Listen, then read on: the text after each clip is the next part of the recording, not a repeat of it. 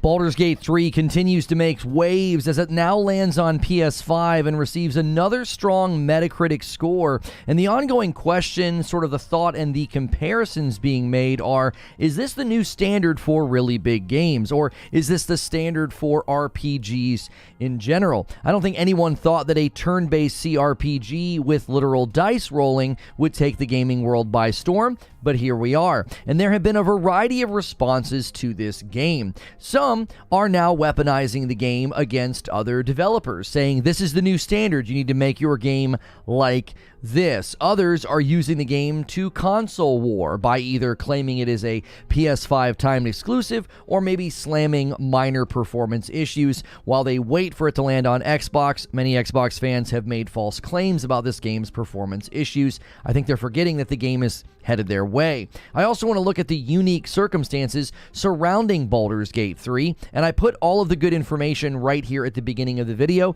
That way, you don't have to go looking for it. It's a bit of an opening monologue, and then I dive in and discuss it with the live audience as a live stream. So if you like this kind of live content, hit subscribe and the bell button so you don't miss out on my shows. So Baldur's Gate 3 just doesn't seem to want to leave the gaming headlines. After landing on the PS5, the conversation continues to ebb and flow, from the ridiculous and tribal to the aspirational and ideological. I've continued to be frustrated by how the likely Game of the Year winner is being used to fuel petty fights and arguments. Beyond that, just bad framing from so-called gaming press, which fuels false narratives in the gaming world, something I'm all too familiar with. So I want to discuss this game from a couple of angles. First, I want to recap the discussion about, is Baldur's Gate 3 the new standard? I want to give my own thoughts on what has transpired there. I've not been able to weigh in on this game very much. Even now, I've just been so busy. I played a couple of hours with my wife. We made some characters and just got started. Secondly, I want to talk about the various ways that the game has been weaponized. If Baldur's Gate 3 has achieved anything outside of the game itself, it has been exposing folks who care very little about gaming, and they just enjoy bad faith argumentation and tribalistic fighting. Lastly, I do want to look at the unique circumstances of this game. Beyond just the way that the game was developed, everything that has transpired with the release date, the conversation, it's all been incredibly unique while being, I think, a bit troubling. So first, let's just look at the larger discussion surrounding this game, as well as what other devs were weighing in on. So in case you missed it, I think you're actually better off if you missed this. There was a fairly false narrative put out there that developers were panicking due to how great Baldur's Gate 3 is. Not just commercial acclaim and popularity, but the quality of the game itself. I found Escapist magazine had a very good summary of what transpired. I'm going to pull a little bit from an article from them, because I remember looking at the Twitter thread that started the entire discussion, and I found it to be a very fair and helpful summary of what was going on. It was quickly spun into something else. Then this article, I think, sees the game in a similar way that I do, the one written by Escapist magazine.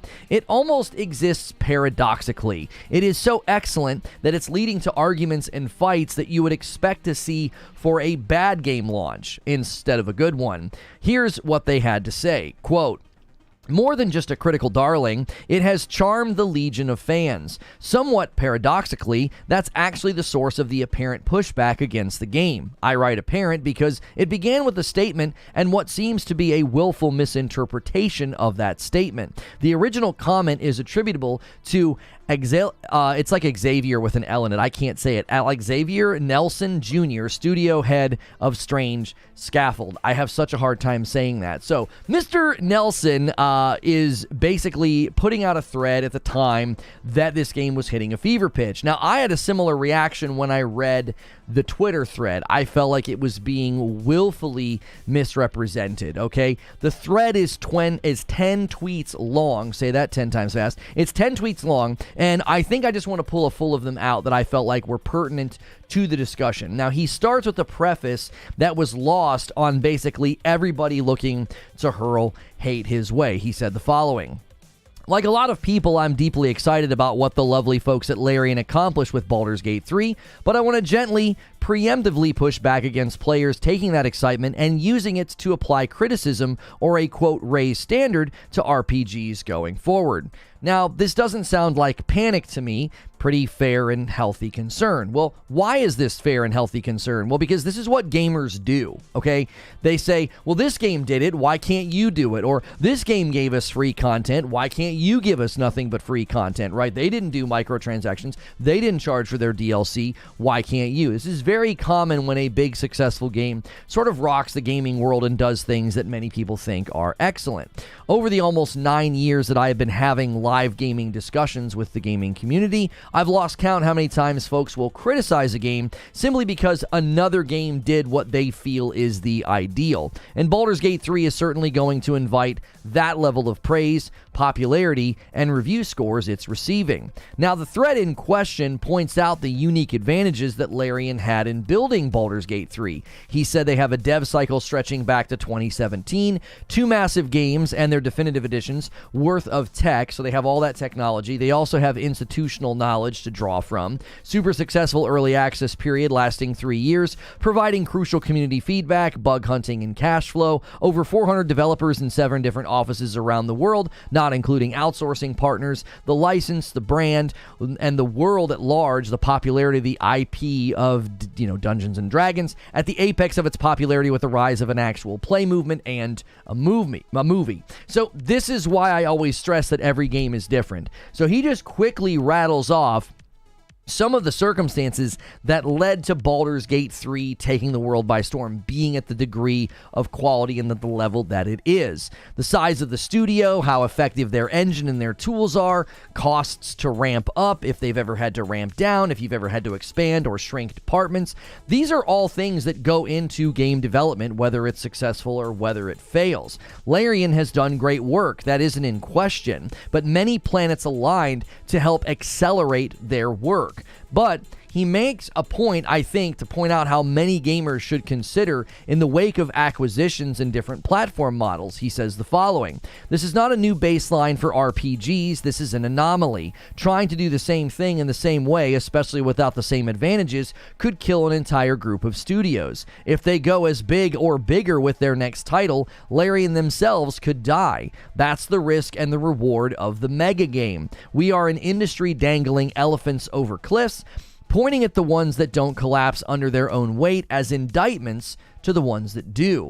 This is so well stated. I've tried to drive this home so many times. Game development is getting bigger, broader, longer. The risk for some of these studios is immense because of the studios themselves being immense, right? They're enormous operating costs and what goes into a game, how long it takes to bring a game to the market. Now, a perspective missing, I think, from the Escapist magazine coverage, which I think they covered the bad framing rather excellently, because this guy's tweet and thread led to a bunch of nonsense, okay? Nothing in the Twitter thread, I think, shows devs panicking. However, I think there's a perspective missing that some of the folks that agreed and chimed in with him are one of the reasons I think people got upset. Somebody from Blizzard actually chimed in on the thread, like kind of agreeing with some of what he was saying. If there's anybody that probably should not be chiming in with, hey, yeah, don't expect high standards from us, don't expect us to do something as good as Baldur's Gate 3, the last people that should be saying that is Blizzard, okay? Diablo 4 had a lot of things in its corner. It had money, it had a successful franchise to lean on, it's got institutional knowledge, institutional tools, and to compare it to Larian, it's like, really? Do you honestly think they had a bigger advantage over you? Now, I'm going to circle back to Diablo 4 later to talk about what could actually be learned from Larian's approach, because I do think Larian's approach could help certain types of games, but not all games in general. As a non-live service game, I feel Baldur's Gate 3 is teaching live service games how to live service, which is insanely ironic, but we'll talk about that in a moment. However, Escapist Magazine was good to point out. The problem with the IGN video, so there was an IGN video that surfaced claiming that devs were panicking, okay, and that's what they're talking about. The problem with the IGN video is that it's disingenuous. There's nothing in Nelson's thread or the others noted in the video that the developers in question are, quote, panicking. Most are simply pointing out the fallacy in assuming the unique situation of the development of Baldur's Gate 3 can be applied more broadly, and therefore coming to expect a new or raised standard going forward. I tend to agree with this. I sensed no panic, and also it's fallacious to think that Baldur's Gate 3 development and success can be replicated by simply doing like a, hey, raise your standards, build better games. Tons of the people responding to the Twitter thread were like, why don't you just make a better game? Why don't you just make a good game? As if it were that simple. If it were that simple, I would imagine, given the amount of risk that goes into making video games, video game development and production and marketing, I think companies would do that. If it was that easy, like just get good, just make better games, don't you think they would do that, given all the risk involved with game development and the price and the potential financial ruin you can experience if your game doesn't do well? And given how tribalistic gaming has become, I hold gaming outlets to better standards if they're going to create videos and commentary like this, right? It makes the next two statements from the Escapist magazine, I think, very, very poignant. They said the following: it may well be serving the fundamental journalistic practice of holding power to account, but it ignores journalism's other underlying conceit of the pursuit of truth.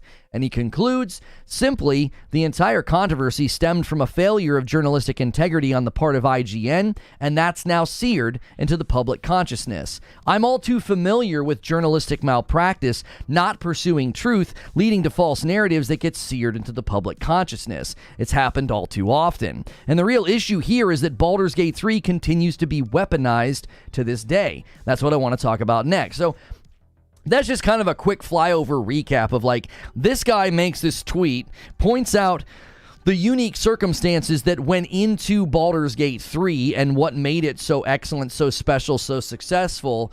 And then he says, listen, you cannot expect this from every game studio. It just is impossible. This could kill other studios if that's what you're expecting. Now, people weaponizing the game were quick to jump on this. They're like, yeah, you're panicking because your game sucks or you guys don't know what you're doing, okay? We've all seen this before.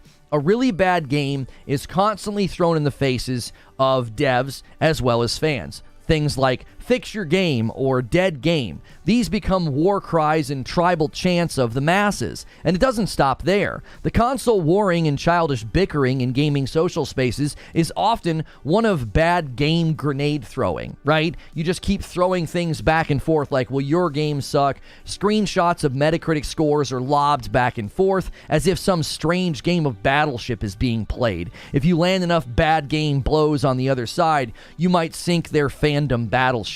But now, in some bizarro universe turn of events, a really good game has been weaponized in similar ways. First, it's been weaponized in the way that we've already seen. I've seen a narrative and a claim that, well, no game needs DLC or microtransaction. Baldur's Gate 3 proves it. 3 years of early access, which is basically fan funding, is not something that we want every game doing. Steam is already overwhelmed with games in what feels like an eternal early access ocean. So this presumption isn't just foolish, it's out of touch. If you want to celebrate a successful game not having microtransactions, by all means do it.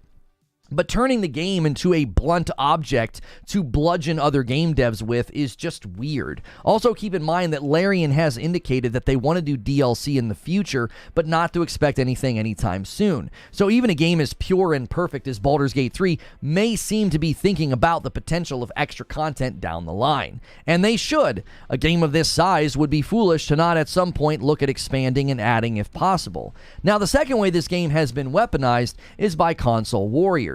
While a little console warring here and there is entertaining, I'm finding the entire exercise tiring. I'm simply unable to cover any game from either side without it becoming grounds to call me a hater or a shill. On both sides, I think, are guilty of just complete and utter nonsense when it comes to Baldur's Gate 3. First, the Sony fans were touting this as if it was an exclusive. It isn't a timed exclusive, even though that is how it's playing out. And the constant invocation of this is frustrating. Do you want to know why it's frustrating that you keep calling it a timed exclusive when it's not? You could actually win more points by calling it what it is. It's a late arrival, a non-paid for, no contract required late arrival on Xbox. That's a far worse scenario than a few months of timed exclusivity. So, lesson learned. You can land stronger points against the opposition if you just speak honestly. But don't worry, the Sony fans aren't the only guilty party in the room. Xbox fans fans should be embarrassed. First, there were the strong claims of denial. It's not the Series S, it's the devs. That's why the game can't come to Xbox on time, even in the face of dev interviews, tweets, and comments clearly pointing to the Series S. Mental backflip gymnasts were quick to dismiss those comments or twist them. And can you be blamed, really? I don't think you can, when your fearless leader, Phil Spencer, lied to the public during an interview with IGN about the situation at Gamescom. Well, it landed him in a hilarious walkback 24 hours later as Larian announced the game was coming to Xbox without feature parity. So Phil Spencer goes from saying, "It's not a hardware problem, we're not abandoning parity," to 24 hours later, taking the game without parity. I found it to be hilarious, and I found his dishonesty to be upsetting. This is what happens when you're committed to facts, when you're committed to evidence and truth. You can hand-wave, obfuscate, and twist things to your own narrative. So instead of just being celebrated as the clear Game of the Year frontrunner, Baldur's Gate 3 is at the heart of a storm made of false pontificated fecal matter. Gamers who weaponize a good game prove that they aren't worthy of a good game that they're wielding like a baseball bat. 2023 is one of the best years we've had in gaming, and I plan to continue celebrating that while pushing the fringe out of view. And while we're talking about this, why not learn from Larian, right? Why not try to leverage the unique circumstances that they were able to leverage? So what were the unique circumstances? Well, one of the questions that comes to mind is, are there any developers out there right now that could leverage what Larian had, right? When I think of big studios with big property that could potentially take a similar approach, well, two games come to mind, and the first we've already discussed, Diablo 4. Sadly, we can't travel back in time and let Diablo 4 launch in early access 3 years ago because it clearly could have become a much better game. Not just as a live service game, but as an RPG in general. All the player feedback about the content loop, the leveling, the skill trees, class balancing, all of that would have helped shape it into a much stronger game. Now they have to tread the live first exercise like early access gamut, right? The game's already live. It went live first, and now you're going to try and treat it like it's early access. This could lead to a great game down the road, but there are two other games that I will cite in a moment, and they are going to make that climb very, very difficult for Diablo. Now, the second game I thought of was Elder Scrolls 6. With the review scores of Starfield continuing to fall, Bethesda has some soul-searching to do, in my opinion. And Baldur's Gate 3 is certainly a test case for games like Elder Scrolls 6. You have a massive franchise, and you have decades of institutional knowledge. But one thing that could really work here, I think, is a new engine. What better way to build and test Elder Scrolls 6 than in early access? Even the format of Baldur's Gate 3, giving folks the first act all this time, you build the first area, you build the first act, and then you let people play it, and then you just build on top of that. You take in all that player feedback. As pointed out by Mr. Nelson, a massive project can lead to financial ruin if not handled well, and Bethesda may need to re-earn confidence and favor after Starfield. It has yet to top Fallout 4's Steam chart numbers, as well as it's already fallen well below 80% at like a 77. That's well where I said it would land, but that's not what people want to see if they're going to place confidence in the future of anything from Bethesda. But that doesn't mean that early access is a one-size-fits-all solution to minimize risk. Even early access comes with its own risks. You're going to let folks see your product early. That can really damage perception. That can really damage confidence. So the situation's more delicate than many think. If you really want to consider a fragile or delicate undertaking, look at live service games. Ironically, the most non-live service game ever, Baldur's Gate 3, is showing how to launch a live service game. If you look at Path of Exile, if you look at Last Epoch, they seem to already be doing this. They're heavily incorporating player feedback and involvement, and it's taking their games further than they probably would go on their own. And they are posing, I think, a significant challenge for Diablo 4. So, are big studios and game devs panicking about Baldur's Gate 3? Is Baldur's Gate 3 the new standard for games and RPGs? No, I don't think so. But from where I sit, that doesn't mean that we can't learn a ton of lessons from what the game got and how it got to the height that it is now. And that, I think, is a rising tide that will lift all boats if companies can properly navigate the treacherous waters of game development. So let me give you my thoughts and my conclusion here. Game comparisons will never, ever go away. While they are certainly not wrong or unhelpful, most of the time I find comparisons misused. If a game is successful, then every game should do what it did. If a game fails, then every game like it is doomed to failure. This is a common trope anytime I debate live service games. The pendulum of success does not swing so cleanly. So many factors go into why a game succeeds or fails. If the formula was simple, well, companies would be making more successful games. You wouldn't see failures. They would just apply the formula. The second thing I want to say is the tribalism in gaming is settling into the bone marrow of the public discourse at this point. And it's more than tiring. It's irritating. Much like the games that succeed and the games that fail, people want neat little boxes to put other people into. Objectivity is lost in an ocean of obfuscation and hostility. So much so that even a good game causes both parties to sling mud. We cannot objectively speak about the Series S being a problem without being attacked. We can't speak frankly about a game coming late to another system without being labeled. I don't even feel like I'm fighting with an opposition anymore. I feel like I'm fighting to give above a tide of insanity just to have a conversation. So my conclusion is this.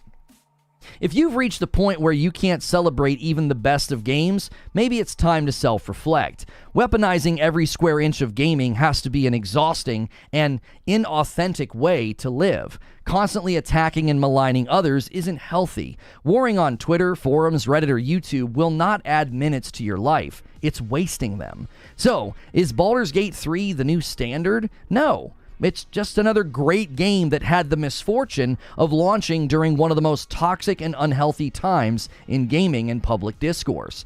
I say it's time to plot a new course, and I plan to do just that, blocking and leaving behind those who refuse to engage in healthy ways, and hoping to find greener pastures and brighter horizons. And that's the show open. Thank you guys so much for being here discussing Baldur's Gate 3 this morning and everything that's gone into this game and the public discourse. I have just found to be wholly exhausting. It's tiring to see a good game constantly bludgeoned on other people's timelines and other game developers' feeds and used as some sort of weird talking point. It's like, it's just a great game. Why can't we just celebrate the fact that it is a great game?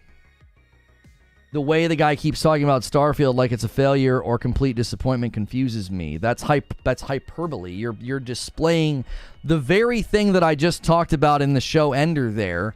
Everybody wants to be super categorical. You want to put me into a category. I've not said that it's a complete disappointment or a failure. Nothing I said in the show open indicates that. You're concluding that or projecting that on to the conversation. It's like I can't say anything negative about Starfield without somebody like you walking in the room and doing that. I can't talk about Baldur's Gate 3 without people claiming, well, it runs terribly. Oh, well, it's a timed exclusive. And it's like, we can't have actual conversations. We do this thing that's like, it's like the illusion of a conversation where we never really converse.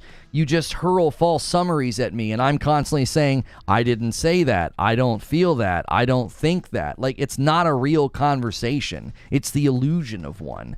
DK Bager starts the monthly goal off with the first gifted member. I actually don't know where the current member count is, because we do have a new way to show you guys the big overarching goal.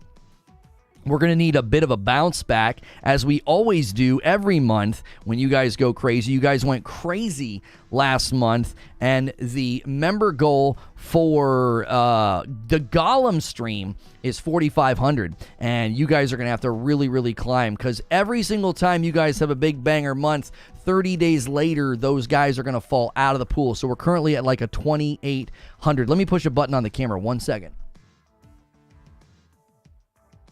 It's going to keep doing the white balance thing, and it drives me crazy. Okay, there we go. And now we can turn on the timer, and we can have this thing flip back and forth. Blurred Erotic with a gifted membership. Thank you so much for doing that.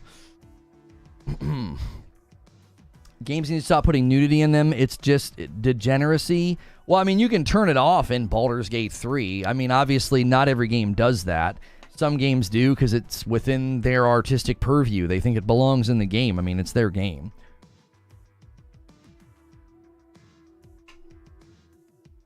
I'm talking about the review score thing specifically. I wouldn't use Metacritic as any metric since you don't need proof of purchase, or if you use Steam also, which I can accept. Yeah, I'm talking about the Steam score, right? Like, I think right now, if you've got a big piece of property, right? You've got a big franchise like Diablo or like Elder Scrolls. I think you can learn from Baldur's Gate 3. I don't think Baldur's Gate 3 is the new standard, but I think the idea of like, hey, we can put our game in early access, we can put our game out there to the world, and we can basically acquire tons of feedback, right? And that's massively beneficial.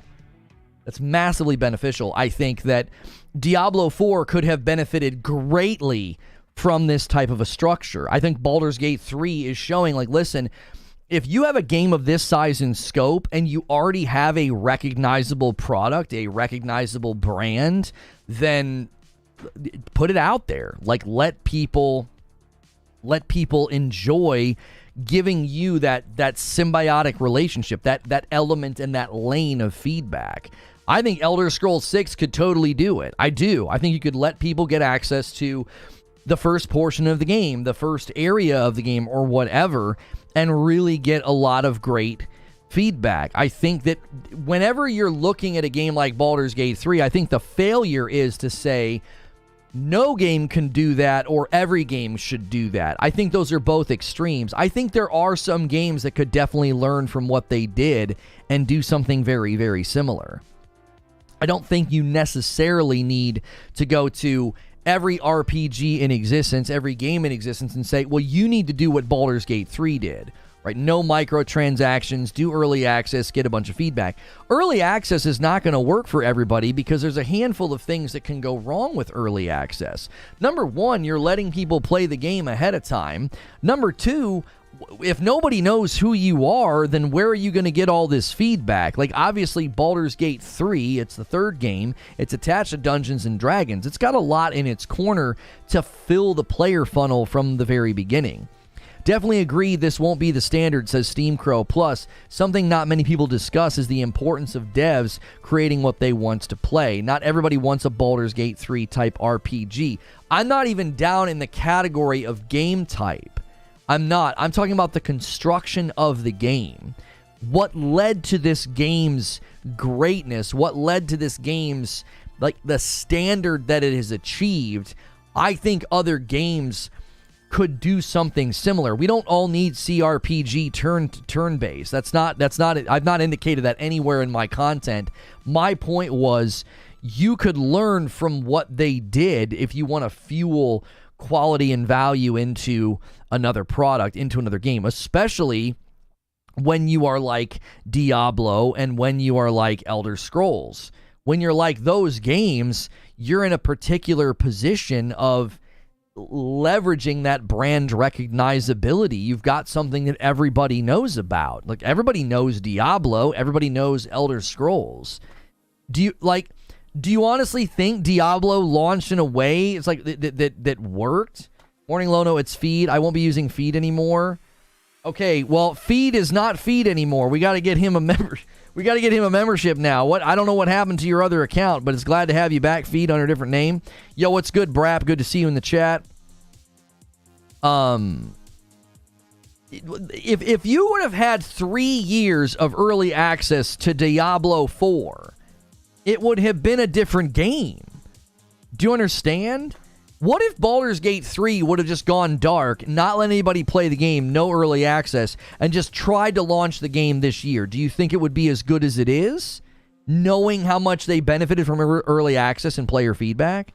2023 has been a great year for the RPG. We have some other stuff coming too. It has been a very, very good, yes. RPG year. Yeah, Derek doesn't have a badge either. We got to take care of that. We got to get Feed's new account a badge. We got to get Derek a badge. Christos says, I'm just here to say I love Baldur's Gate 3, also to press like. Thank you, Christos. I appreciate that. I was going to try and play some more Baldur's Gate 3 last night with my wife, but she was like, I don't really feel like playing that right now. So we just played a card game. Like that, she's got to, she has to be in the right frame of mind to play a video game like Baldur's Gate 3. You can't just jump in and play it. It's not as casual as, we could play it casual. We're definitely going to try to. It's absolutely the new standard like The Witcher 3 was when it released. I don't think it's the new standard. I don't. I think that it's its own standard for its own games. Like if you're going to try to build a game that has RPG elements in it, you don't have to do what Baldur's Gate 3 did. We need to define standard. Yeah, when you say standard, are you referring to the quality, like it's a polished game? Because again, that's intrinsically linked to the 3 years of early access. Even then, they're still patching the game. They've got significant problems in Act 3, which they've admitted to. So even if you're going to try to say, oh, this is the standard, this is the value games should aspire to hit, you might be glossing over the fact that the game still has issues that they're trying to fix after it's already launched. So what are you talking standard for RPG? I don't agree with that either. I don't think every RPG needs to have this level of depth, freedom of choice, and complexity. That's overwhelming to try to put in every single game. I don't think that is required either. You have to figure out what exactly you're trying to say, because when I say, is this the new standard, I think there's a variety of ways people are approaching this subject. There's even people approaching the subject with respect to, like, you shouldn't do microtransactions because Baldur's Gate 3 isn't doing it. And it's like, I don't understand how that's a conclusion. How is that even remotely a conclusion that you're coming to from the game? I'm happy for Baldur's Gate fans, says Derek, but because I keep hearing nothing but praise for the new game. Not my thing, but it's nice to see good news for other gamers. Madam and I played it Friday night, and we had a great time. It was hilarious. We were all over the place. Somebody said it was the most chaotic opening to the game they had ever seen. It was fantastic. You definitely need to check it out. Victory with a $10 super chat tip. I don't care for petty wars, but timed exclusive, late arrival, staggered release. The end result is the same regardless of the terms we agree on. The term policing just feels like political correctness. No, I'm not term policing. What I'm saying is you can actually have better communication and clarity when you use the right words. It's like when people throw around the words pay to win and predatory. If it's not pay to win and if it's not predatory, you're not having clear communication.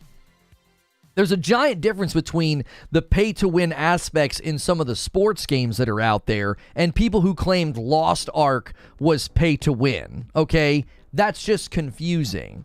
If it's not a timed exclusive and you're out here calling it a timed exclusive, you're just confusing everybody. It's like, wait, is it a timed exclusive? Well, it basically is. So are they in a contract? No. Okay, well, how long is the timed exclusivity for? Nobody really knows. Like a month or two, maybe? Like, my point was not to police terms. I am ferociously committed to truth and accuracy. Like, that's why I get so annoyed with the people who obfuscate or frame things poorly. It's like, get out of here. Like, I blocked a guy for that over the weekend. I was like, don't throw false stats at me and then act like I'm accountable to you. Like, the hubris to think that I answer to you. You're just a smear merchant and a liar. So I just blocked them. It's like, I don't do this thing that you're doing. I don't. And I think clarity in terminology is the key to good communication. Victory with a 10 spot. My sis was attacked on social media for simply using the word. She's not some super plugged-in gamer. She was aware that it's only a PlayStation at the moment and answered a question. Thank you for the 10 spot. Her being attacked is not right, but I also don't think you can use the wrong terms and get upset if you get corrected. Rissick!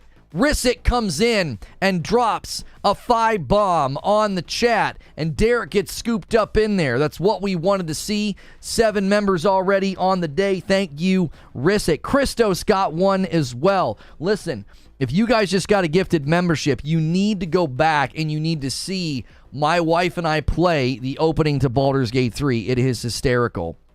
Rissick also renewed for 24 months and a VIP gold. Says another milestone down, another one to go. Like, I don't ever want to see somebody attacked on social media, but if you use the wrong term and someone says, hey, it's not a timed exclusive, right? I think sometimes people are like, oh, I'm getting attacked. Are you getting attacked or are you getting corrected? Right? There's a big difference between the two. I didn't see what happened. I just know we tend to the hyperbole. I will watch this Baldur's Gate 3 with Madam. You're going to have to, well, maybe not, don't skip the opening. We usually sit and chat for about an hour or so. So if you want to just see us laugh and joke and have a good time, you can see that, or you can just skip ahead to the gameplay. Joker Quinn gifts a member and adds to the pile. Thank you so much. You guys got a long way to go. This Friday is the Mortal Kombat stream. You earned the Mortal Kombat stream, but the Golem stream is a long ways off. We've dropped down to about 2,800 members. 4,500 is the goal. So thank you guys so much. We've got a ton of rewards this month still to do. The Mortal Kombat stream, the Beat Saber stream, and I'm forgetting one. I can't remember what the other one is. I can't remember what it is. It's escaped my brain. Maybe I'm just thinking of the Golem one that we didn't hit. I can't remember. I thought there was a third one. I would say it literally adds 0 things to the game that you just can't imply, but if you have it, it will add to sales because you want people to see it. I would say that we shouldn't feed that desire. I'm not sure what you're saying, Dalton. I just think we should have higher expectations from ABK, a $70 billion company, should have no issue producing quality. Here's the thing, Karaswan. I'm going to call you K. Thank you, D-Tom, for 24 months and a member plus. That's a red badge. Here's the thing. Give me a sec. Yeah, the Jar Jar is the Beat Saber stream. It's Mortal Kombat, it's Beat Saber, and was that it? I think maybe I'm just forgetting the stretch goal. It's just the 2. Thank you, JC. It's okay. I don't have a problem with expecting quality or value or greatness from games. I think that's totally fine. That's not what this gentleman on Twitter, Xalavier, how do you say Xavier with an L in it? Xalavier? I literally can't say it. I'm like trying. Xavier. Xalavier? Is that how you say it? Xalavier? Oh, it's such a tongue twister. Anyway, we'll call him Mr. Nelson. Xalavier Nelson Jr. said that you can't come to developers and say, we expect Baldur's Gate 3 level every time. Xalavier? Oh, is it Xalavier? I've never seen the name before in my life. I'm familiar with Xavier and Javier, but I was like, I don't know what this is. I've never seen this before, right? Thank you, TaylorMade, with 16 months in a VIP. Back with love. Thank you. We're going to call him Mr. Nelson because I don't want to spend the next 20 minutes trying to figure out how to say the man's name. His Twitter thread was just so reasonable. It was just reasonable. It's like, listen. If you guys think this is normal, if you think other companies just need to like work a little bit harder and just do better, just get good, that's not what happened here. Do you see? I don't think that that's the conclusion he wanted anybody to come to because that's what gamers do.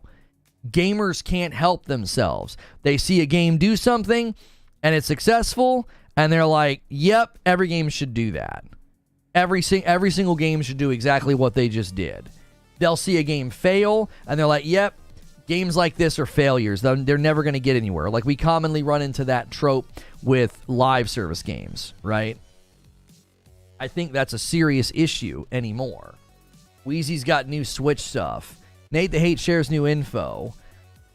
summarizes interesting tidbits. Breath of the Wild demo ran at 4K 60, instant loading times compared to 30-second loading on Switch. DLSS is being used was supposedly 3.5, but it may not have had all the features the PC does. The Matrix demo looked the exact same as it does on next-gen consoles. Supposedly better ray tracing. However, keep in mind it most likely wasn't running on native hardware, but on a PC dev kit. March has a date being discussed at Gamescom, but Nate's unsure if the reveal date or release date. It's going to be the reveal date. They said on an earnings call, no new hardware before April. I told you 4K was possible. Everybody called me a madman. They called me a madman. And I said, everything I'm reading, I think they're going to be able to do it. I think they're going to be able to market the next Switch on 4K, but we can't do that. Javier Cotto comes in. Good to see you, Javier. We got to bump the line up here to 9 members on the day already. Thank you guys so much. Guys, we've had some people gifting members and doing super chats. Do me a favor. If you can't gift a member, if you can't do your own membership, that's totally fine. But you can press the like button. That's free, and that really helps this video find more people. How much of this discussion applies more to the higher ups than it does to the actual developers? Poor planning and strategy is far more detrimental than low skill or effort by devs. That's another element of the discussion, Parasito. Like, if we actually look at one of the worst launches this year, if you look at Redfall, I don't think we can conclude that, like, Arcane Austin is bad. It's not Arcane Austin being bad. That's not the answer. The question is, how did this happen? And when you discover the answer, it's almost always leadership. Anthem was almost identical. It was eerily identical. This idea that we're going to build a game that we have no idea how to build. We've never built a game like this before, and leadership just completely fumbles the ball. And then when the game comes out, everyone's like, what happened? These devs must be terrible. And it's like, no, it's not the devs. Even the guy, Xavier Nelson Jr., even that guy said, you can have all the talent in the world. It doesn't matter. That doesn't guarantee you a successful product. Hey, another gifted member from Patrick Q. Thank you so much, Patrick. I'm going to bump it here. Oop, I can't do that anymore. That's right. With our new formatting, I can't highlight all the text. There we go. Why bother making a game if it's just like another game? Defeats the purpose of making a new game, really, and just adds to the bland of doing what's been done already. Well, I mean, to a certain extent, you have to ask the question of what game are you talking about? Are you talking about indie titles or AA titles? Because I actually think they're one of the places where you do see quite a bit more innovation and creativity. But beyond that, even if you look at AAA titles, I think one of the challenges is, if you don't stick to what's familiar, it's harder to market. It's harder to have success. Think about it, right? This is super relevant. This is super relevant to the ongoing conversation with Starfield. It's super relevant because if they would have marketed Starfield as it is, as it's basically Fallout in space, okay, it would not have been that impressive to people. Why? Well, because of what you just said. People would say, we've already played that game. We've already played Fallout. This happens with Far Cry. This happens with Assassin's Creed. This happens with so many games. People basically say, what's the point? We've already played that game. Make something new. This happens with Call of Duty, right? Every single big mainline title that just kind of does it again, they get accused of, well, we've played this game before. The same thing happened with Tears of the Kingdom, okay?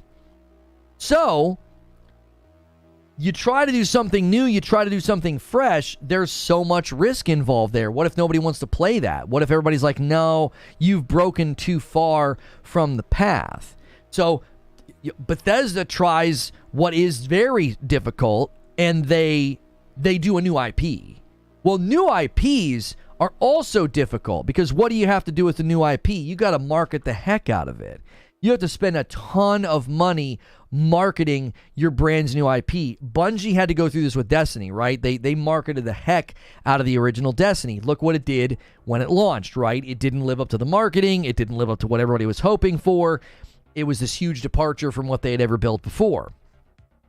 So because of that, whether you look at Destiny 1's launch, whether you look at, Baldur's Gate 3 or Starfield, you see some of the same elements and challenges. It's like Baldur's Gate 3 took something that was familiar. They took a brand, they took a recognizable IP, they took Dungeons and Dragons, and what do? Instead of trying to just privately say, well, we got to innovate. If we innovate too much, we're going to upset the fans. If we don't innovate enough, we're going to get told it's just like the last game.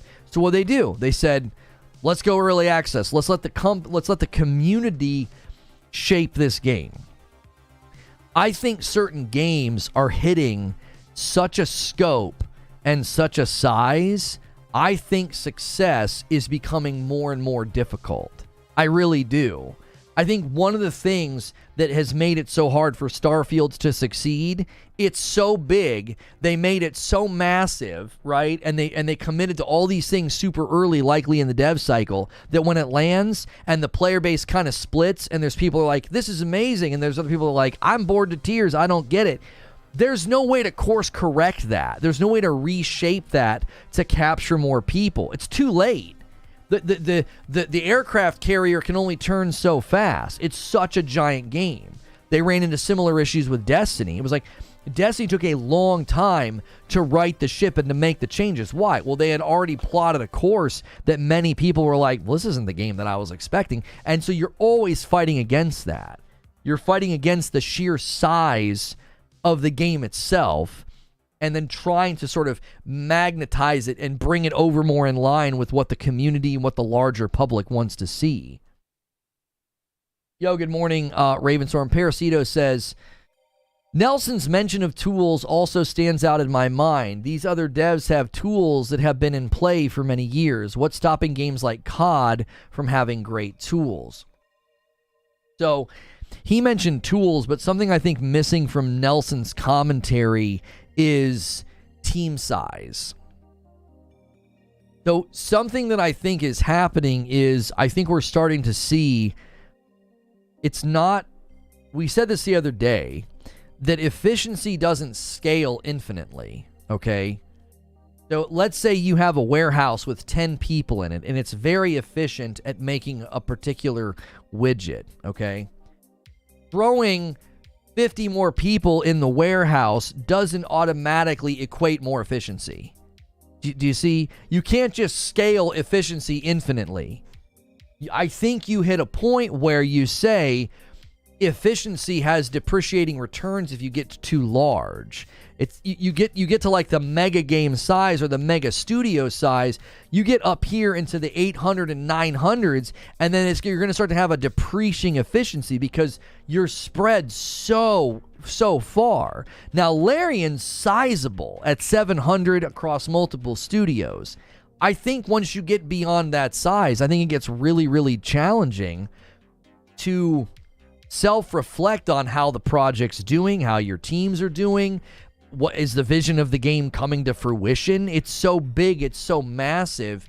It would be like trying to write a book, and the book has 100 chapters, and you have 100 different teams working on those 100 chapters. Having a cohesive story would be absolutely challenging. Now, obviously, that analogy is not perfect, but it encapsulates, I think, the picture of what mega game development can look like, and that's why I think these large, massive games, they're almost a threat unto themselves. They threaten themselves with their sheer size and their sheer scope, because so much has to go right. There was a GDC talk I listened to, and those speaking often find that more and more devs employed tends to show a slower process of development, to your point. Right, you cannot infinitely scale efficiency in development. Now, in some cases you can, right? Pure mechanical environments you can. If you have 8 machines that can create 100 widgets an hour, and you go from 8 machines creating 800 widgets an hour, you go from 8 machines to 100 widgets, 100 machines. Well, those 100 widgets are, those 100 machines are creating at that same efficiency. Does that make sense? You got 8 machines that can crank out this much. Well, pure mechanical, you can scale to a certain degree. And when you do that, I think when you do that, it's like, well, a lot of people assume that that's how development works as well. But you're dealing with specialized skills, specialized tools. You've got teams that have to nail certain things, because if they don't nail their thing, then the guy over here is going to really, really struggle, right? If you just look at like games that have NPCs, right? You got like Hogwarts Legacy, you got like Horizon Forbidden West, and then you have Starfield, right? There's tons of NPCs in both of these games. And if one team along the way messes something up or doesn't do great work or doesn't do a great job, it affects everybody's work. You can record fantastic voice dialogue, right? I think the voice acting in Starfield is quite good. I think it's quite excellent. That doesn't matter if the faces start acting funny or if the character freaks out, right? You can be having like a really poignant moment, and if the person's head spins around or their eyes roll back in their head because of some glitch, that kind of ruins the moment, right? I was playing a game, I forget what game it was. There was a story, there was something going on with the story, and there was something going on in the background of the scene that like wasn't supposed to happen. And it was hilarious, and it kind of ruined the moment, right? So you have to think in those terms. Like, it's like, well, the game is so large. If you get too large, teams A, B, and C can be absolutely nailing it. And then the teams after them could be struggling or having a hard time, or they're trying to innovate on things that just won't wrestle to the ground. Name them 10 things. I'm not sure what you're talking about. What 10 things? What are you talking about? When I talked about the 10 machines building the widgets, or are you who are you talking to? Are you talking to me? You keep saying name them 10 things. Behemoth with 30 months and a VIP plus. Welcome back. Thank you so much. If you guys are just tuning in, we're discussing Baldur's Gate 3, and what exactly we're considering is essentially like, is this the new standard? Like, this game's been sort of weaponized. It's been weaponized by console warriors. It's been weaponized by people that want to see other games do exactly what they did. I'm talking to a guy in chat. Oh, I was like, I thought you were talking to me. I was like, I had just said the thing about the widgets, and you started saying that. I was like, I was just making up a metaphor, like making up an analogy. Parasito says, I don't think studios in the 700 to 1,000 people range are functionally that different. I've worked in a few digital design related companies, scaling from 5 to 250 people, and almost all workflows were the same.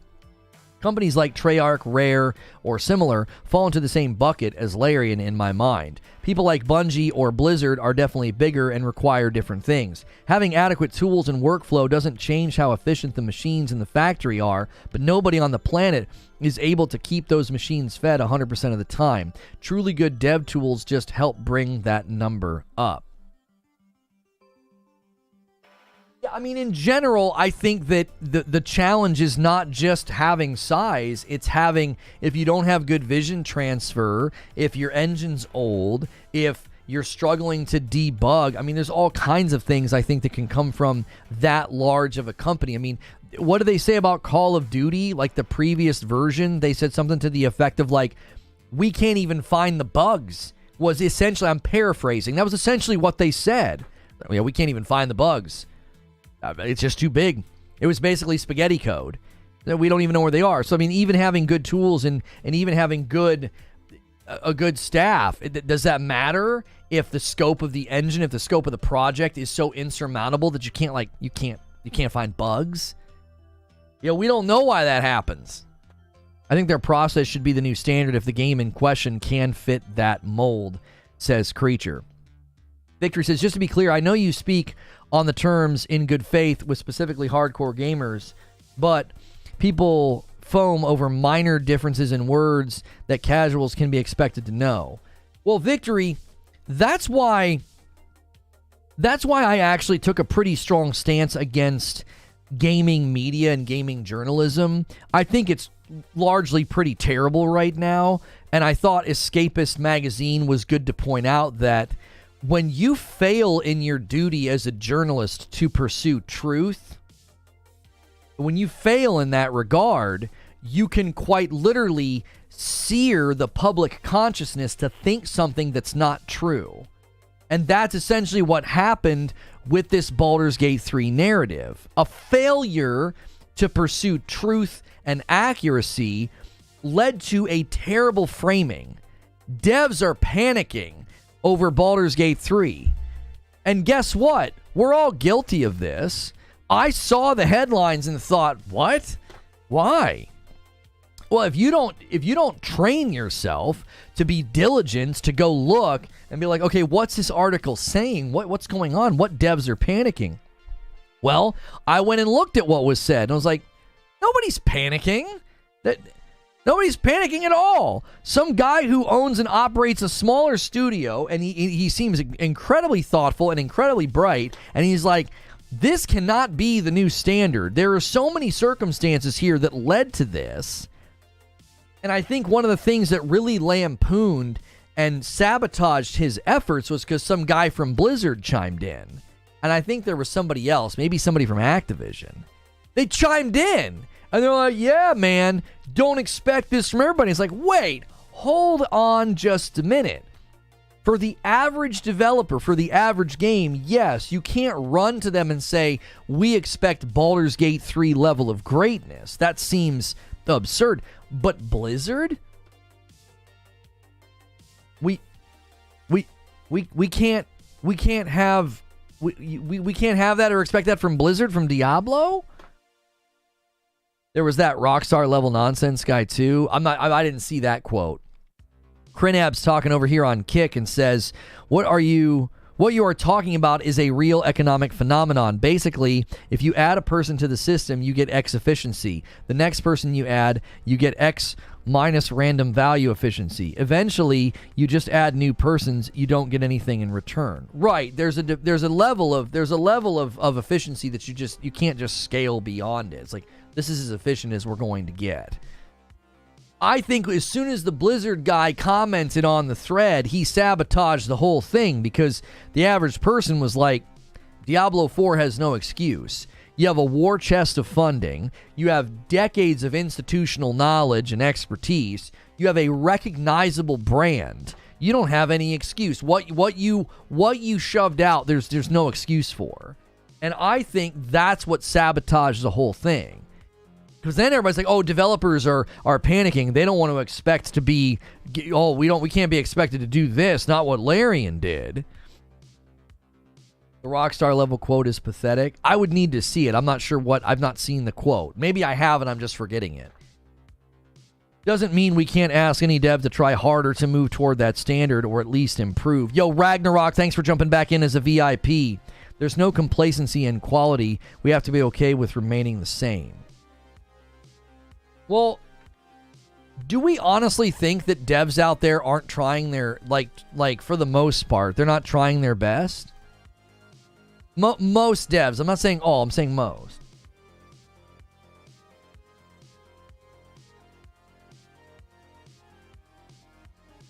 Do you think devs are just out here like complacent and they don't want to try to make a great game? They don't want to be held to high standards? You know what I mean? That's where I come from on this. I'm like, who are these developers that are just like, we don't want to make a good game. We don't care. What are they doing then? Why are they in the industry? I don't think that's what it comes down to. I think a lot of times it comes down to timelines, publishers, investors, leadership. I don't think you just have development teams that are like, frick it. Like, we don't care. How much we get depends on the devs. Is that the simplest and was that the most accurate answer? I don't think that's the most accurate answer. I would think most devs are doing the best they can with the tools and resources they have at their disposal. That's what I mean. I don't... Sure, try their hardest, but if they fail, don't expect 70 pounds. Well, to a certain extent, there's two discussions to have there, right? There's the discussion about pricing. Not every dev is charging the 70. Some devs are staying at a lower cost because their game is smaller or they are smaller. But I've not listened to, seen, or met a single dev that has ever said, yeah, I just want to make a meh game.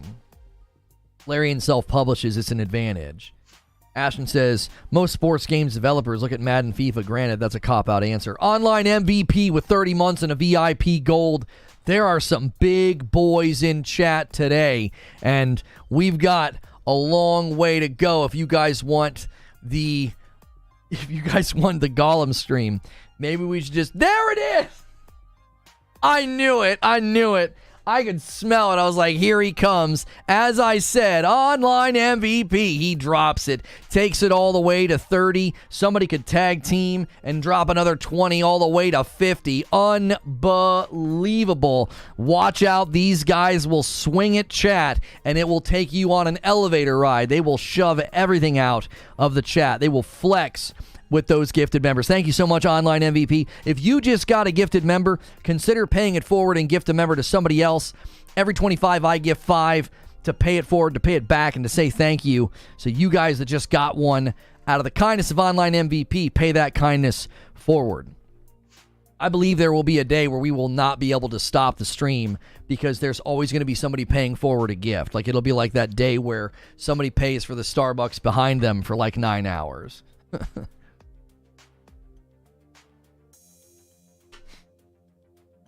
Video games have never been better. All the petty arguing is silly. These people tie their entire personality to the failure and the success of a single game. It's funny. Yeah, I kind of want to shift away from the nebulous conversation that we're having. It's a difficult conversation to have. I feel like it's been productive and enjoyable, but I want to move away. Javier Cotto, the king of interrupting my sentences, drops a 20 bomb and tag teams it up to 50 with Online MVP. They walk in the ring and they're tag teaming it. Does anybody else want to jump in to try to fight against these monsters? Thank you so much, Javier Cotto.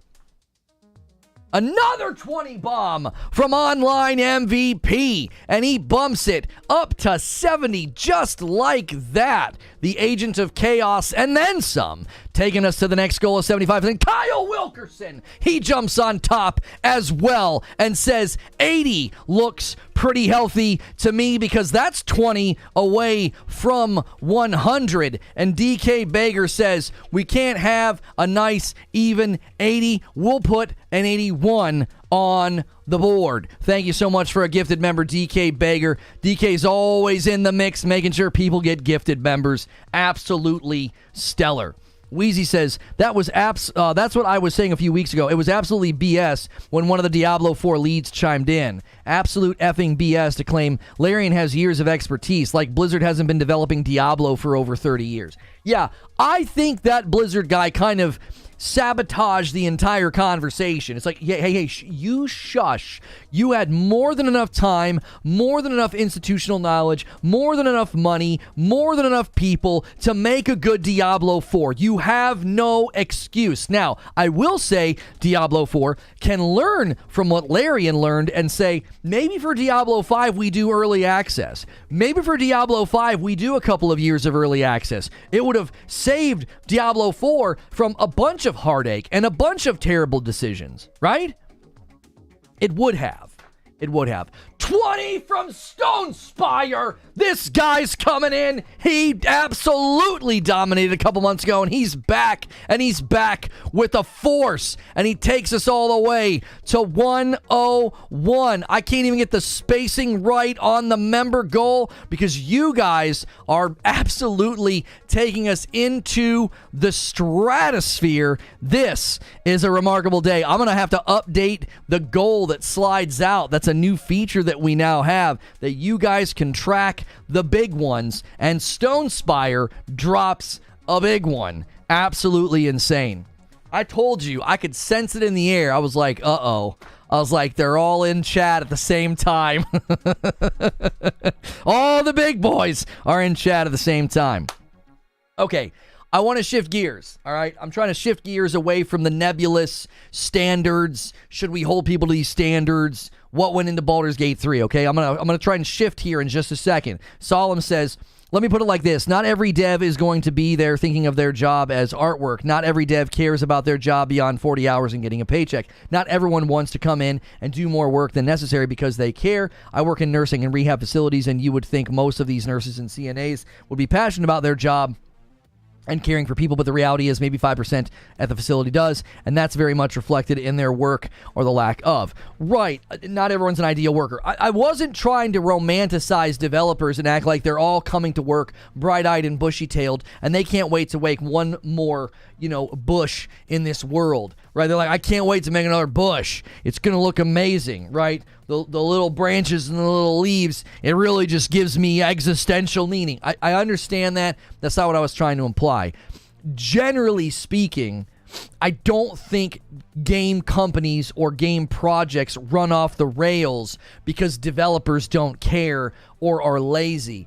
I think it almost always comes down to leadership malpractice. You have people in positions of leadership that mismanage the project, whether it's bad vision casting or timelines or project management. You have bad project leads. You have bad communication between the project leads and the leadership. Like, usually that's where the breakdown comes from, okay? Like, in your line of work, Solemn, the same could probably be said.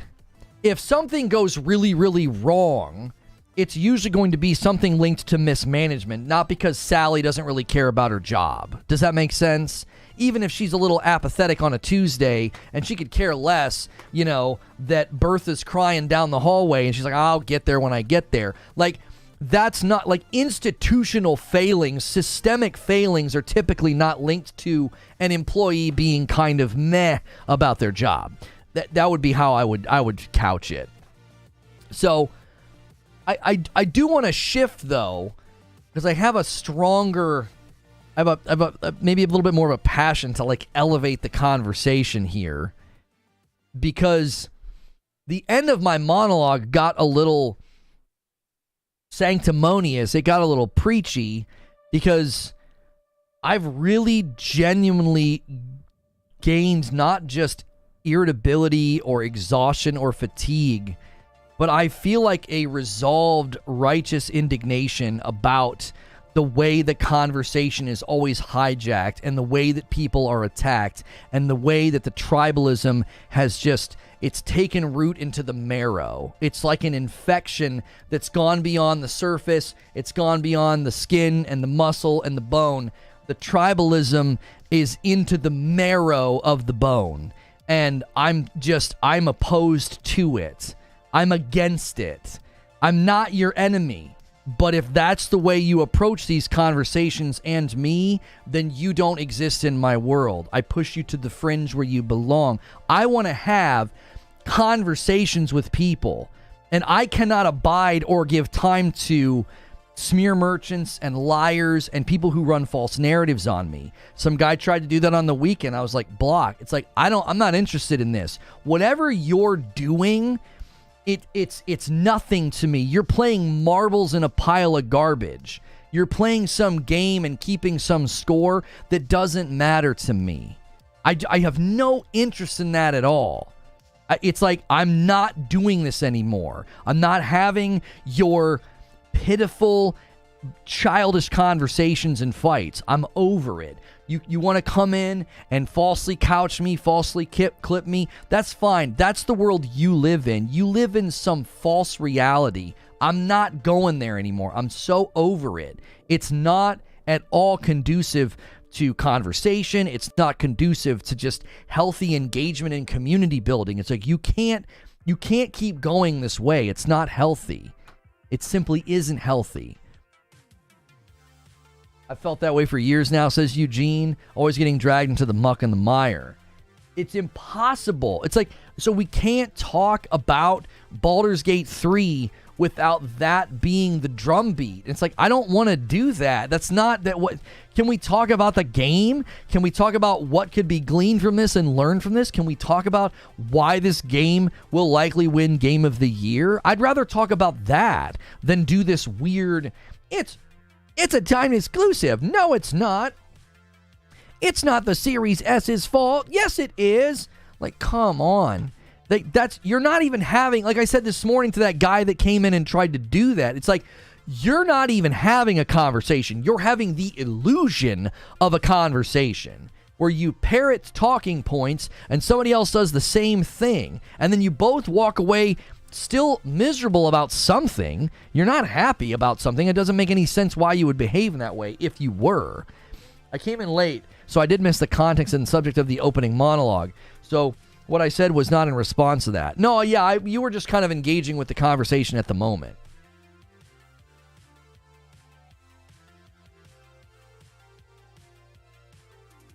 Like, even this morning, there has been a constant back and forth in chat about Starfield, right? It's like, I've been streaming for an hour and 9 minutes. I made one mention of Starfield and said, given where it's landing right now, I think Bethesda's going to do some soul searching.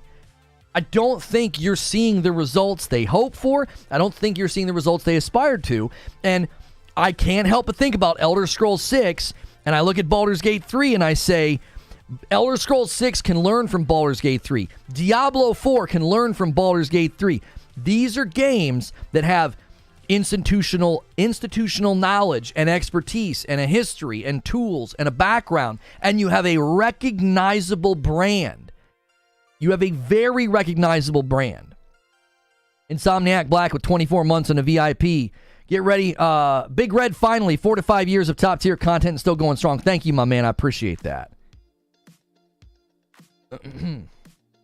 I'm having fun with Starfield on the Series X. I'm hoping to buy a PC so I can enjoy an enhanced experience with the player mods. And I think that will elevate the game a lot. Right. But see, even that's a conversation I'm not having right now. I'm not having a conversation about who's liking, who's disliking the game. Right? They said it did better than Fallout 4 by their metrics. I don't see any metrics that shows that. It's scoring lower than Fallout 4. The player-based numbers aren't as strong as Fallout 4.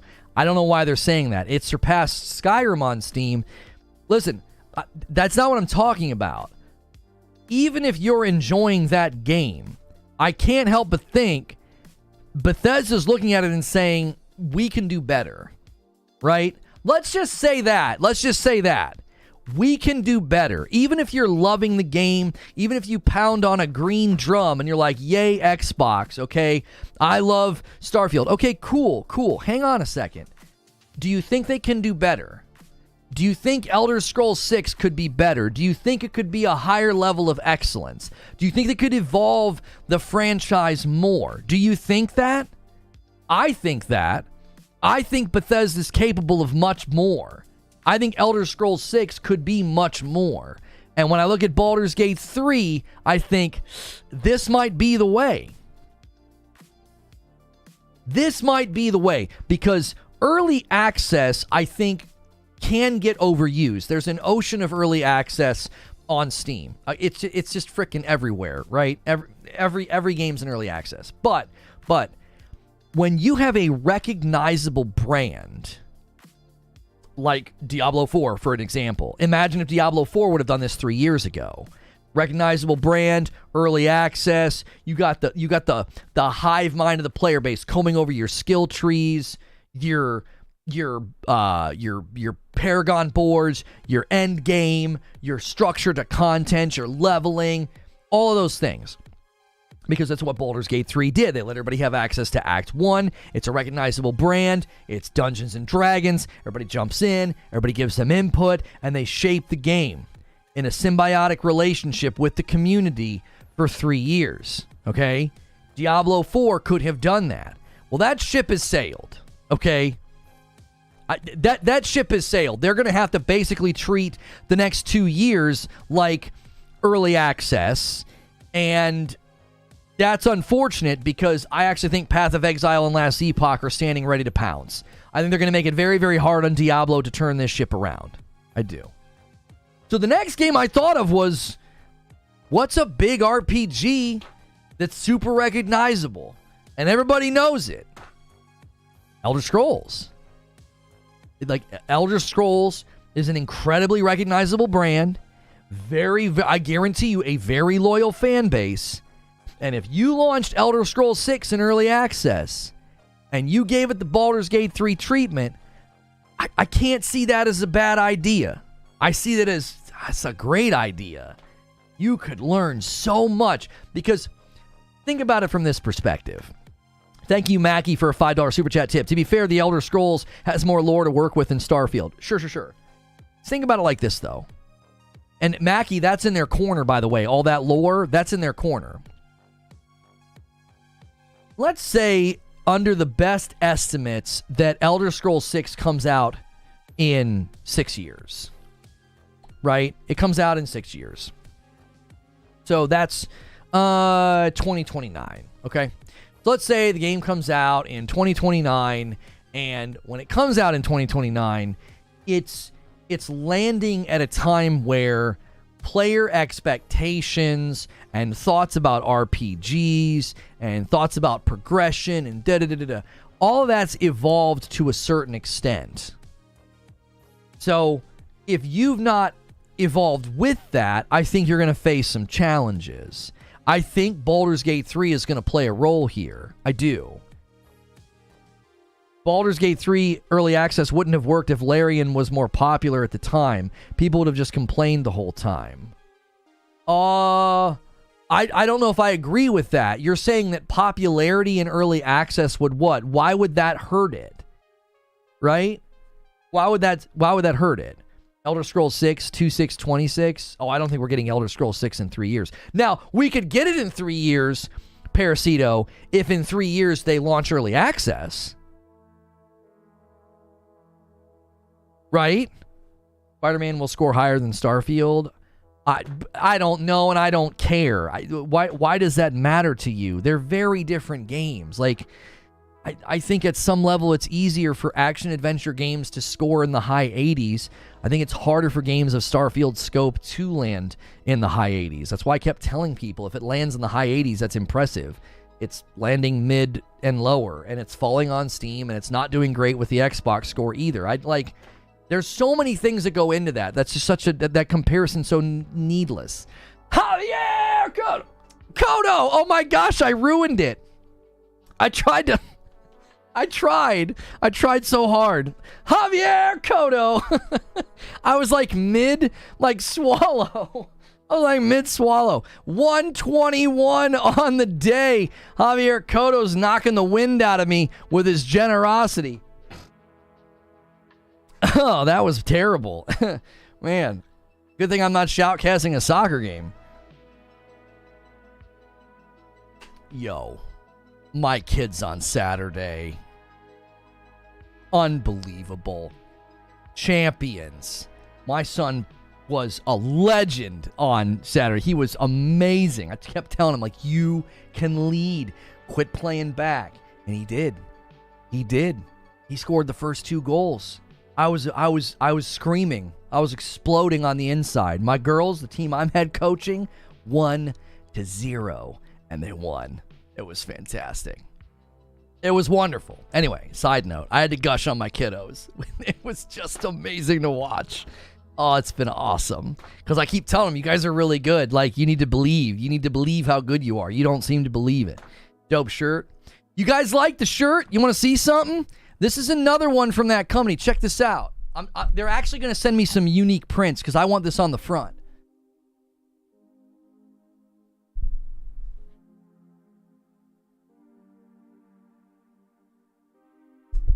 It says wolves across the top, and then it says adapt and overcome, and then it's David getting ready to chop off Goliath's head.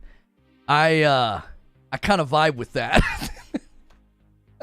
It's kind of a vibe. Like, my whole life being a shorter guy, but also everything I've been through, I'm like, okay, I kind of vibe with that. Can I have more shirts like that? But I want it on the front, dude. Give me that. So, EC77, EC77.co. You can use code Lono over there. I love this shirt. It's like one of my favorite shirts from them. I love it. They've got it. They've got more shirts coming my way. I said, I need them on the front, right? I was like, I need them on the front because that artwork's legit. You know what I'm saying? Like, a lot of people don't know that. They're like, yeah, David killed him with a stone. No, he knocked him down with the stone. He cut his head off with his own sword. I'm with it. I'm like, that's the energy I need. Every day. That's it. Adapt and overcome. Anyway, guys, if you haven't smashed the like button yet, do me a favor and do that. We're on the cusp of 300 likes. So we're discussing... The discussion's kind of all over the place. So if you're just tuning in, we're talking about Baldur's Gate 3. Is it the new standard? And one of the things that really frustrated me with Baldur's Gate 3 was how it was weaponized. It was weaponized by everybody, right? It was weaponized by everybody. The idea that you could take the game and like a weapon, like bludgeon developers and be like, you should do this, right? You know, no more microtransactions. Like, everybody should do this, right? And then it kind of left that atmosphere of oddity, and then it comes over here into the console war that I just don't get it. It's like, why are we celebrating a good game in such an odd way? Parasita says, while I understand the frustration, I feel like the tribalism is baked in, especially in the case of Baldur's Gate 3, where they physically couldn't ship it on Xbox. I think Larian handled extremely well, releasing it on PC with full features, then PlayStation when it's ready, and now Xbox. It's hard to separate console wars from a console-driven release stack. Of course it is, Paris, yes. But because there's so little air in the room for conversation, any sensible logic gets choked out. So you can't be like, it's the Series S. No, it's not. Hater, pony. It's like, it's the Series S. They said it's the Series S. No, they said they lack the resources. Pony. Okay. I mean, that's what they said. No, Phil Spencer said there's no hardware problems. Oh, okay. I mean, the next day they had to walk that back. It's launching without parity on the series. You're just a cry more pony. So I can't have a conversation with you. I can't. Now, conversely, the other side, right? Neighing and bucking like a horse. They're running around acting like this is a timed exclusive, Sony timed exclusive. And they're attaching its Metacritic score to their Twitter profile like some Boy Scout merit badge. Like, you did nothing, you have nothing to do with this, right? Javier Cotto didn't get the wind knocked out of me that time. Thank you so much, Javier Cotto, bumping the line to 131. We appreciate it so much. And the thing that frustrates me so much about this, Javier is so generous, by the way. Javier just bringing it again. You guys are going to have to go absolutely crazy hard if you're going to try and beat Javier Cotto this month again. He won last month. He's already got 50 gifted members on the day. So the thing that really frustrates me about that, though, Paris, is we need better leaders. We have no leaders. This is why it's so insane. Without leaders, like, it just becomes this mess and this muck of, well, people with platforms said it, people with a YouTube channel said it, and the bad and failed malpractice of the journalists and the YouTubers and the leaders, their failure to have logical, sensible conversations, they have tried to malign anybody else trying to do that, right? If you try to rise above the tide of insanity, they try to pull you back down into it. It's been happening to me since the first quarter of this year. It's like, I cannot commentate or cover the Activision deal. I can't cover Baldur's Gate 3. I can't cover Starfield. I can't even cover showcases in the summer without that being the narrative driven by these false preachers, these false teachers, these liars. It's like they're out here selling you some false narrative, and it's like anybody who's like, can we just have a conversation? Can we just talk about this sensibly? And it's like, no, you're a pony. It's like, well, what on earth? What in the world? Why is that? No, you're a pony. And it's like, well, I was just trying to have a conversation. I'm just trying to cover the news objectively. I'm just trying to cover the facts objectively and talk about things. And you leave no quarter for facts. You leave no quarter for truth. Like, you're allergic to truth. I'm obsessed with it. That's why we're different. It's like the reason that you think I'm not on your side is because you have a baked-in allergy to facts and evidence, and that's all I care about. I'm obsessed with the very thing that you can't touch. It'll give you a rash. It'll ruin everything you've built because you built an empire of dishonesty and obfuscation and twistedness. And if you don't abide by that, it's like everybody wants to pull you down into that insanity. I'm done. I'm done with it. That is absolutely not the path forward for gaming and for conversation. It's not the path forward for culture and community. You're acidic to friendship. You're acidic to conversation and community building. The very thing that gaming, I thought live streaming and content creation was built on that. I had this conversation with a friend yesterday. The truth can run naked in the streets. If you're standing for a lie, the only way to win is to shut down discourse so the truth can't run free. Right, it's like, let's shut down conversation. I'm done with it. It's like, no. When you're more concerned about the narrative than the reality, I have no need to interact with you. Well said. That's exactly my point. It's like, I'm telling you, if you're on that wavelength, like, I don't block people because they bother me or upset me. It's because you exist in a reality that's false. There's a passage that says that. It's like they went after false things and became false. And it's like you're becoming false. Like that's what you're becoming.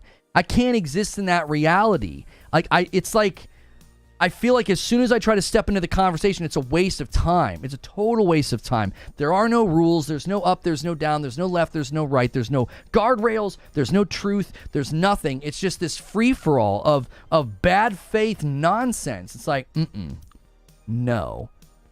I had a guy over the weekend. He throws a bunch of trumped up garbage stats in my face.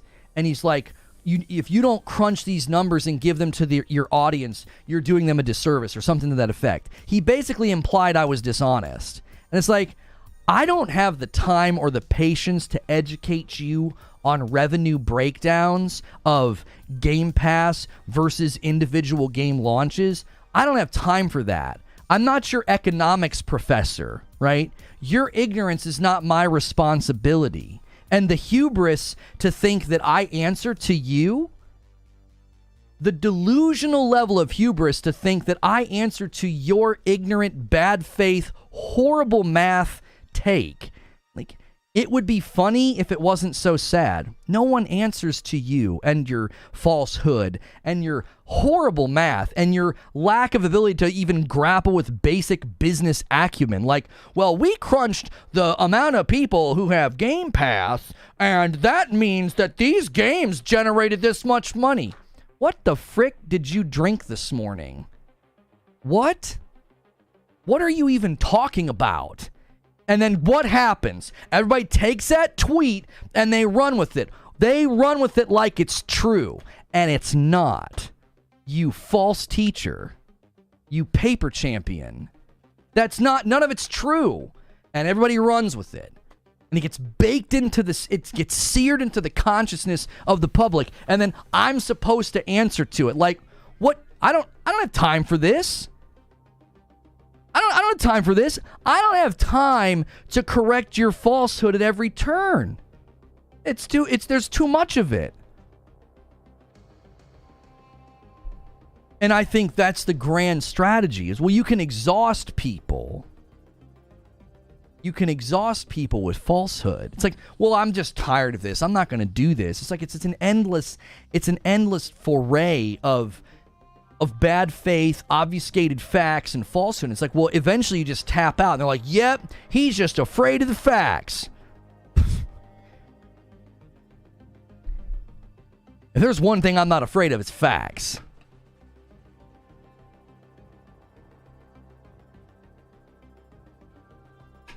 Let me find the tweet so Zubair can have an aneurysm. Yeah, like any economics professor at every college in the universe would look at that tweet and go, they'd be like, you just gave me a 2-day migraine. Thank you. I can't believe you made me read that. And I'm supposed to correct it and engage with it. And this is exactly why when I talked Baldur's Gate 3, and I talked, is Baldur's Gate 3 the new standard? And I looked at people weaponizing the game, and I looked at people fighting over the game, and I was just like, you know what? This whole thing is, this is not the way. I'm going to take a different path. Like, this is not at all, we're going to continue to label this what it is. It's fringe, ignorant nonsense. And I'm going to shove it over here. Not interested in it. Not at all. I want to talk about what Baldur's Gate 3 can do as far as informing the development process of large games with institutional knowledge and a recognizable franchise and a desire for a long tail of engagement and a desire to elevate a game to a symbiotic nature with the actual economic realities of the community that plays it. The people that actually play the game, like that relationship, what can be learned from what Larian did with Baldur's Gate 3? Instead of turning it into a, well, look at this screenshot of where the frame rate drops. What? Yeah, game must be bad. Game must run bad on the PS5. Oh, huh? Like, are we going to do that? Is that the endless fight now? Screenshots? Instead of looking at the game and be like, this game achieved something incredibly special. Let's diagnose it. How did you do that? Okay. How'd you do that? Okay. These are the things that led to them being able to do this. Are there other studios that could do this same thing? Instead of being like, well, no, everybody needs to do this now. Hank Kloppers, thanks so much for jumping back in.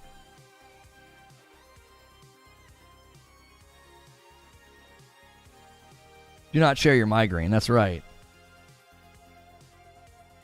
When I hear how great Game Pass is and how it's great for gaming, I say then all these Hollywood studios need to talk to Microsoft for tips on how to run their services. The math don't math.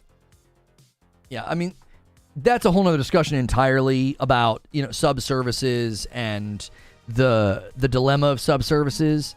That's a different discussion entirely.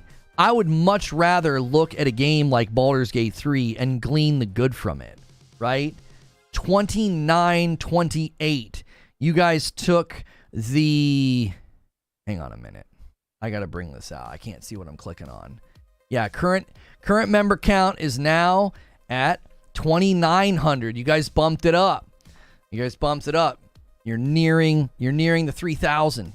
Nice work.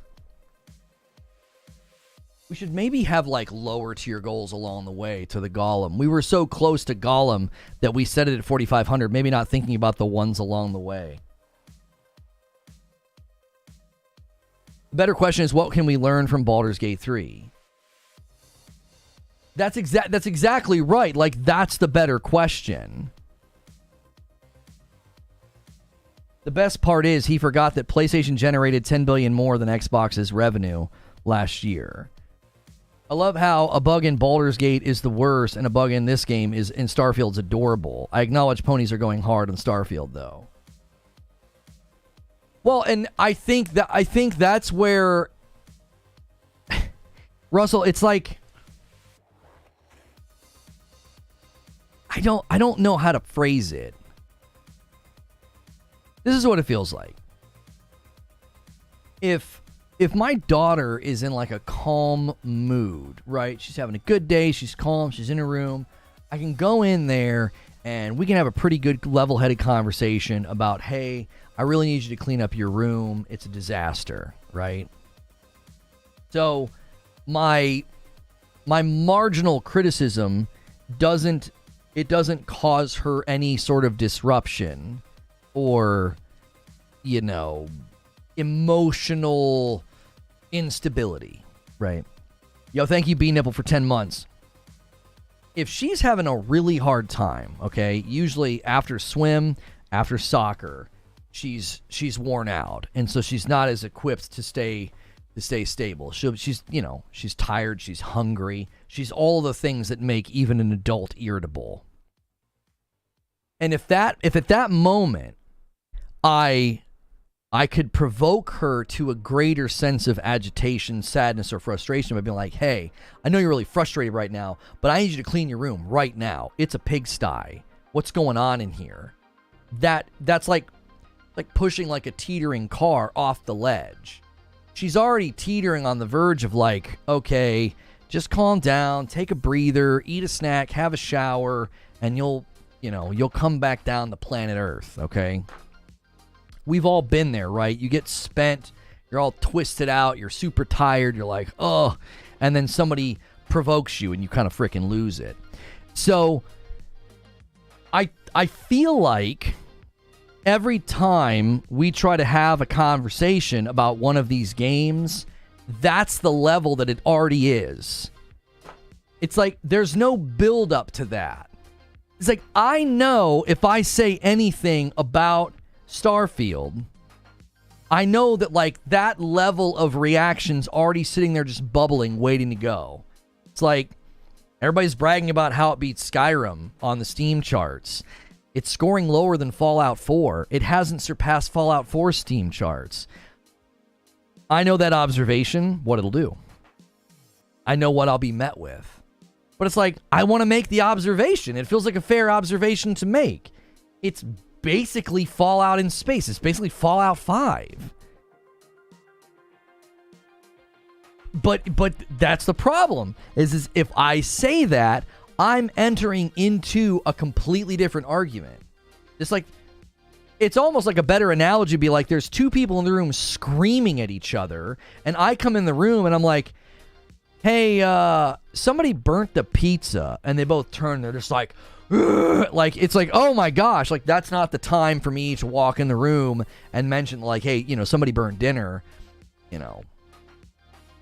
you guys might want to, pay attention to that. It would just turn into, yeah, it's your fault. You're the reason that dinner's burnt. You've been the one. And it would just fuel the fight even farther. And I think that's the frustration, is it's just like, even something that feels like it should be console war agnostic, Baldur's Gate 3, gets thrust into a dialogue that they have no dog in the fight. They just made a game to launch everywhere. Like a multi-plat game. Yeah, read the room, right? A multi-plat game gets kind of thrust into this argument. And I don't know the way to proceed other than to constantly say, I'm not a part of that. I'm not doing that. If you're sick of that nonsense, if you're sick of people with platforms and content creators and YouTubers fueling that nonsense, well then come over here. We can be an oasis. We can be a bastion away from that nonsense. Now, you better buckle up, because if you come over here, I'm going to be critical of both sides. I'm critical, I'm heavily critical of Final Fantasy 16's performance mode, and I'm heavily critical of Starfield. Like, you're gonna get it from both sides here. Like, but it's like, come on. Come over here out of that. That's just like, come into the shade and cool off a bit. You're literally out in the sun just baking, screaming at each other. Like, come in out of that and just, prop your feet and enjoy the thing that we're all supposedly, passionate about, which is games. Well, it's definitely not a Sony shill. He just tells it like it is. Appreciate. I'm just calling an acute sense. You have an acute case of the Mondays and it gets bad. I take it out on Abe. I think most Starfield bugs just affect your experience less because there are so many ways to have that experience and work around it aside from major bugs. I mean, I've not played much, and I had a soft lock and a quest. I had another quest go topsy-turvy on me just because NPCs weren't where they were supposed to be. I don't know.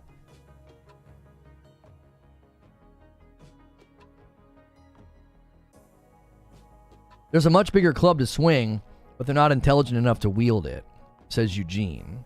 Like you said, they're not even good at the warring if they're focused on the timed part. Yeah, the Sony guys, to me, this is how I always view it. I think the truth is far more effective, always. Right? The truth always wins. Every time. Every single time. Look at Redfall. Truth and reality won over a false narrative. It did. Your montages, your hand waving, your posturing, all withered beneath the blazing sun of truth, right? And in these scenarios, it's like the same thing.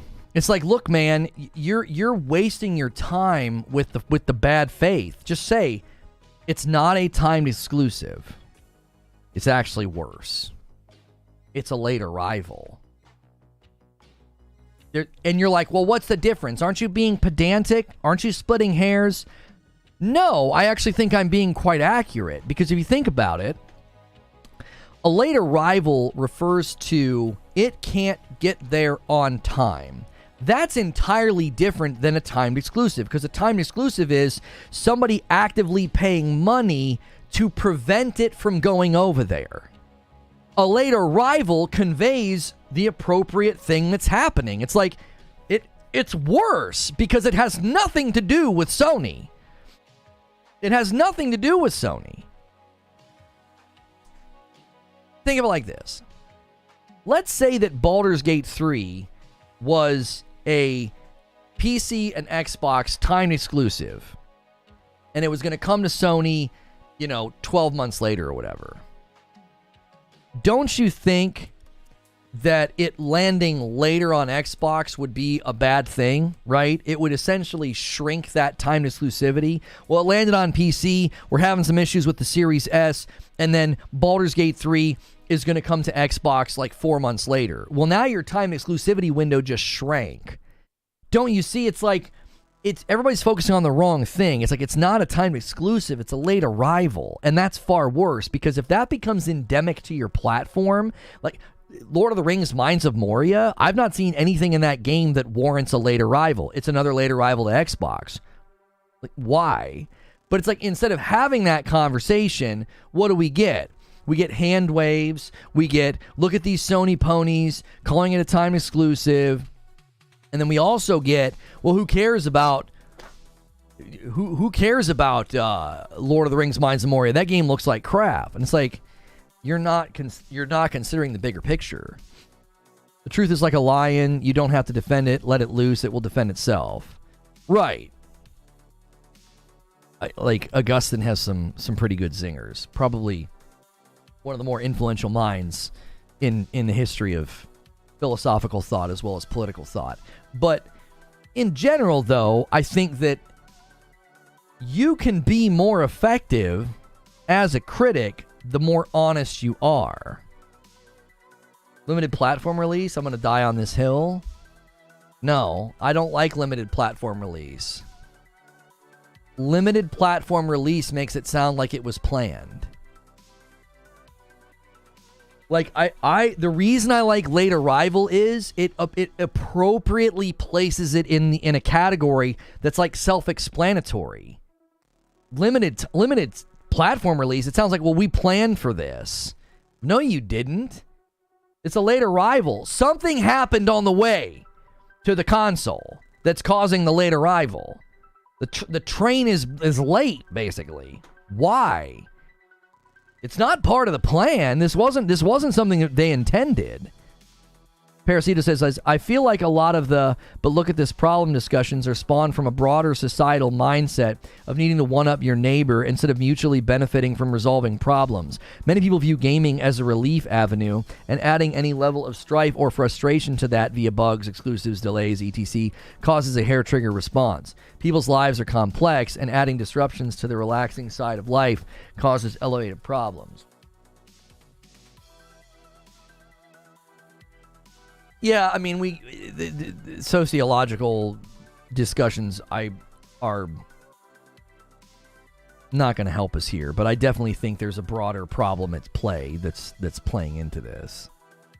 I think there's a cyclone of insanity out there, and this is out on the outer edges. I think it's spreading. Okay? I think there's an identity crisis that's spreading, and that cyclone is getting larger and larger and larger, to the point that you're no longer just tribalistic about beliefs, politics, culture, sports. Now gaming's getting sucked up in it as well. Historically speaking, at least in my experience, gamers just would get together and be excited to talk about video games, right? You weren't like getting in a fight with your friend in high school because he was on a PlayStation instead of a Nintendo, or he was on an Xbox instead of a PC. Like, you would all just get together and talk about games because you thought this is a haven for us away from the nonsense over there. So, like, think of it like this. This gets really interesting if you think about it. So when I was growing up, tribing up did give you a sense of safety, security, and belonging. So you would tribe up with gamers, and the jocks would tribe up with the jocks, and, you know, the metalheads would tribe up with the metalheads. But now I feel like even in those pockets, there's these branches and these schisms that have formed. So now gamers don't really tribe up. You've got the PC Master Race, you've got the Xbox guys, you got the PlayStation guys. Even within music, there are people that get really tribalistic. That's not really metal. That's metalcore. That's bro metal. That's whatever the frick. So instead of coming together and saying, we just love metal music because it's angry and we're angry and we can all get together and be angry together and feel solidarity in our anger and we're running around punching the air, it's not about that anymore, right? It's like breaking out into other tribes. Same thing happens within jocks and sports, right? Well, now you're not just getting together because you love football. You're like, frick that guy. He is a fan of that team. I'm a fan of this team. It's like, and it branches out. And if you can't look at that and think, well, this is unhealthy. Why are we doing this? Obviously, there's root causes underneath that would cause these fractures in these tree branches to form even within tribes and sects, right? You would say, what's going on here? Wrong. A kid on the bus once shouted, Sega does what Nintendo don't at me, so I punched him in the mouth and got suspended. That would be an amazing story if it were true.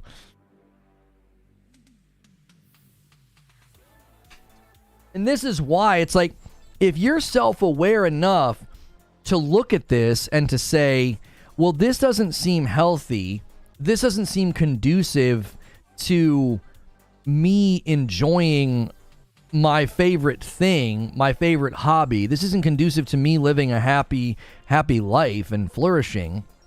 If you can't sort of check in with yourself and see that what you're doing is destructive to your own mental state, you're just going to continue doing it. Because it gives you glimmers of like a good feeling. You get like a glimmer of affirmation and a back clap and a like and a retweet and a whatever. And then you constantly need it again. You constantly need it again and again and again and again and again. This is one of the challenges of this is one of the challenges of like if you live only pursuing if all that matters to you is like happiness or like pleasure, right? Almost like a hedonistic view of the world. One of the challenges there is every present pleasure is compared to the past. It must outdo it, else it is less than, which then erodes at the pleasurability of it, at the happiness of it, right? It's always this ever moving treadmill of I must outdo what I have previously felt. I must outpace what I have previously enjoyed. So you're always sort of chasing something that never truly exists, if that makes sense. You're always focused on it. You're instead of just enjoying the thing for what it is, you're trying to squeeze out of it something that it must hit harder. It must be more pleasurable and happy inducing or joy inducing than the previous thing that you experienced. And I think you can see that like play out in some of these debates and some of this tribalism. It's like, well, I get a sense of belonging and I get a sense of pride and excitement out of, warring for a console. It gives me a sense of purpose and identity. And it's like, well, but is it leading to you being happier? Is it leading to you flourishing? Is it leading to you actually enjoying games more or enjoying them less? And I think that's one of the reasons why it won't stop. That's why it's heating up. It's almost like, have you ever seen anybody, they basically take apart, I think it's a dryer. Is it a dryer? Yeah, it's a dryer. Have you ever seen anybody take apart a dryer and they let the motor spin, and it spins faster and faster and faster, and it eventually just destroys itself, right? That's kind of what this feels like. It's like it's spinning and it's spinning and it's spinning and it's spinning. So it's no longer just like a debate between people that have console preferences. It's personal attacks. It's, you know, it's malicious. It's slander. It's harassment. It's like it goes beyond just, it can't stay down here.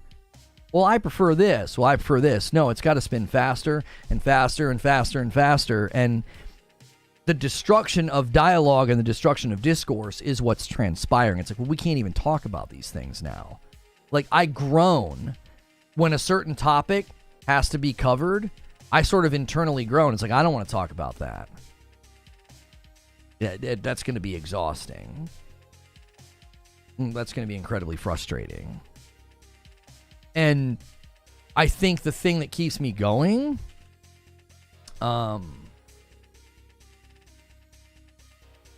is I don't want them to win.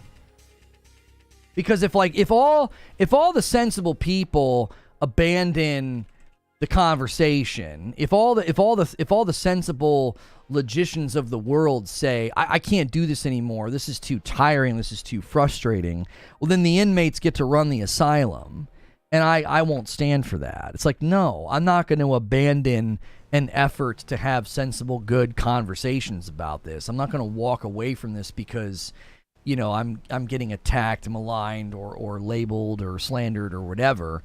I'm not going to let them win. I mean, I think that some of that comes from everything that's happened to me. It's like, well, no, you don't get to bully me out of this. You don't get to push me off the landscape. You don't get to push me out of the conversation. That's, I think, the appropriate power play is you basically say, you're not pushing me out of the conversation. You're not even a part of it. You're not a part of it. Like, that's, I think, hard to do because Abe's kind of touching on it, right?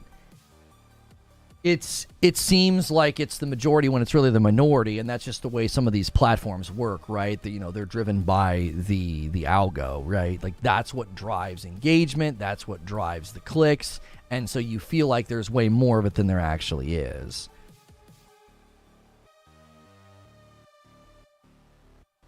The real function of contradicting is not about writing things down. It's about being forced to discuss every scenario. It's about coming to understanding ahead of time. I'm not sure what you're saying, Zubair. Stephen Marson says, love this discussion. Thank you. That's 24 months. That's a red badge and a VIP plus.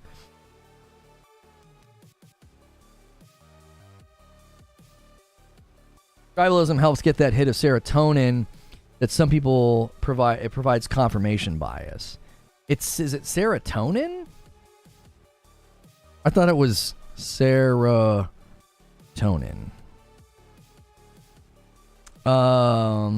Central nervous system throughout your body. What does it do to a person? Serotonin controls your mood and is responsible for happiness. It helps regulate when you sleep and wake. It helps you think, maintains your mood, and controls your desire. Your desire for hanky-panky.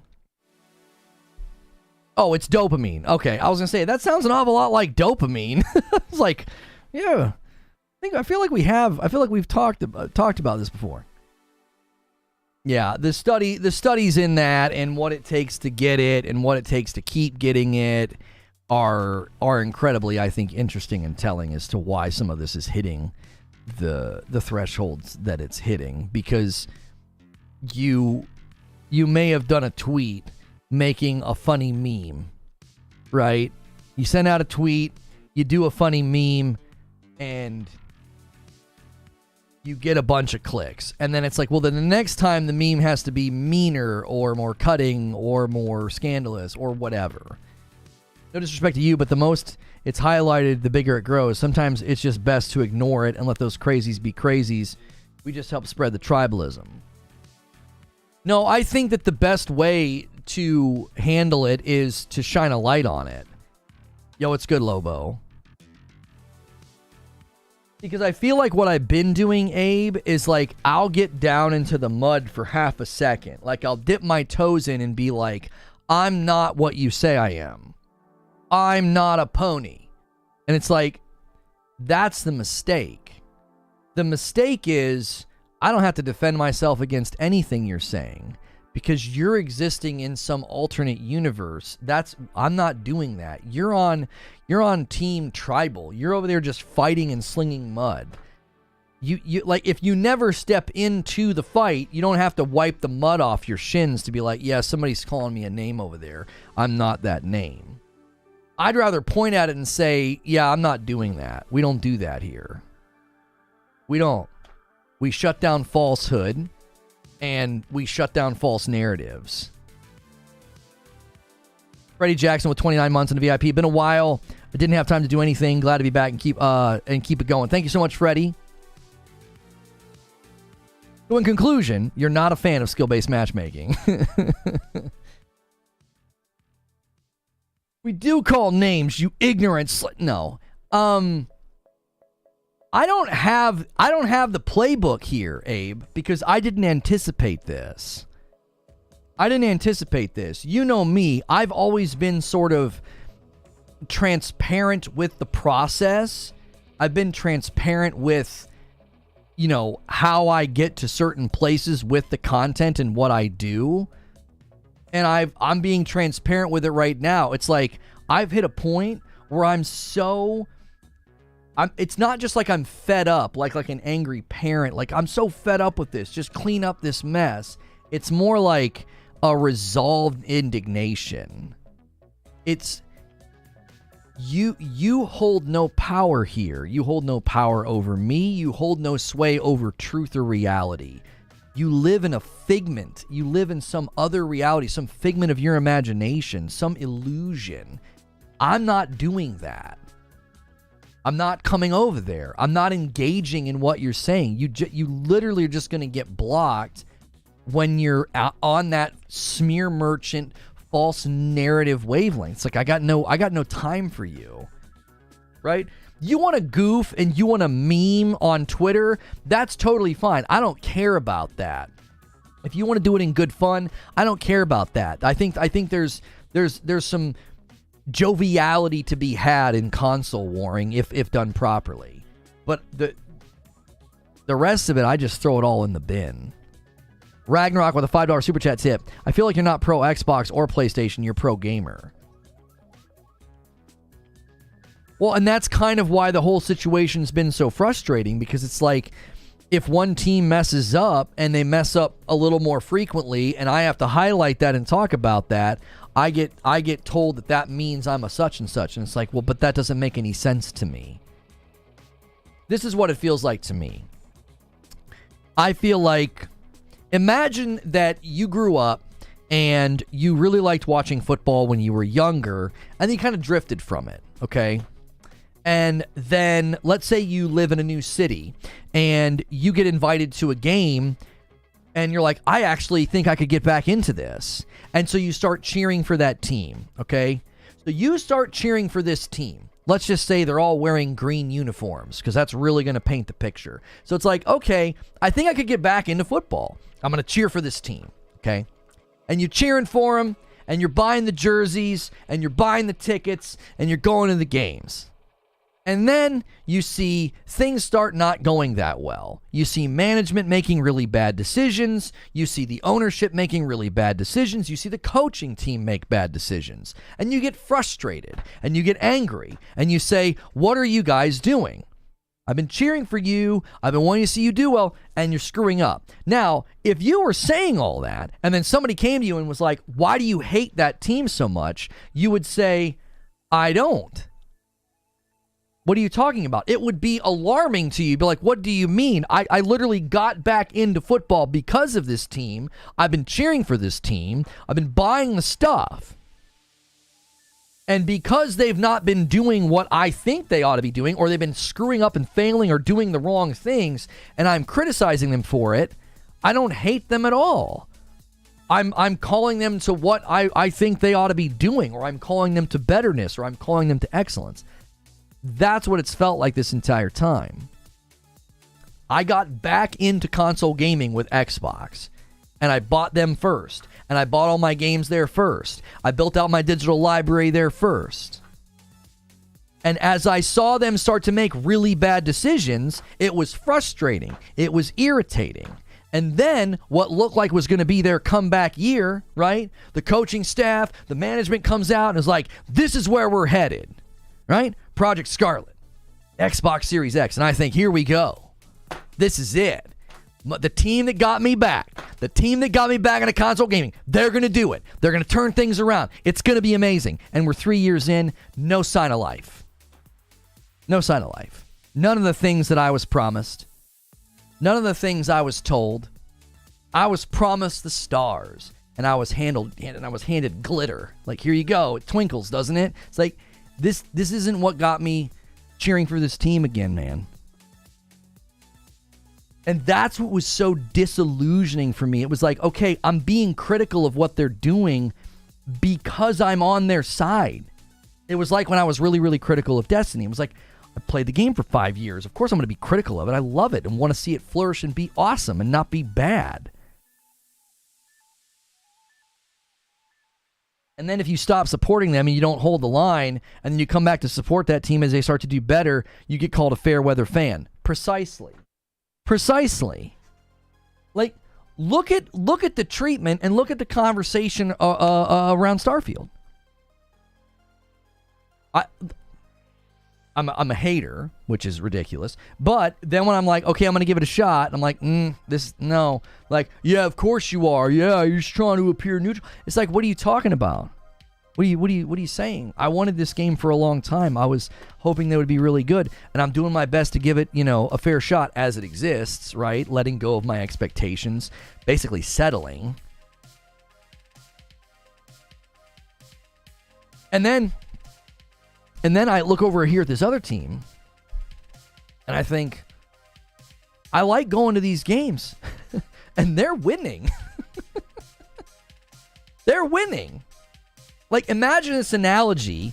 The team that I was buying tickets for and I was going to the games, imagine if they just stopped selling tickets, and they're like, yeah, we're not going to be doing any games for a little while. And I was like, okay, I'd still like to go watch football games. That team over there is selling tickets, and their games are pretty exciting. I'm hearing that they're pretty fun. I'm going to go over there because I want to watch some games. You got me back into console gaming, and then you leave me high and dry.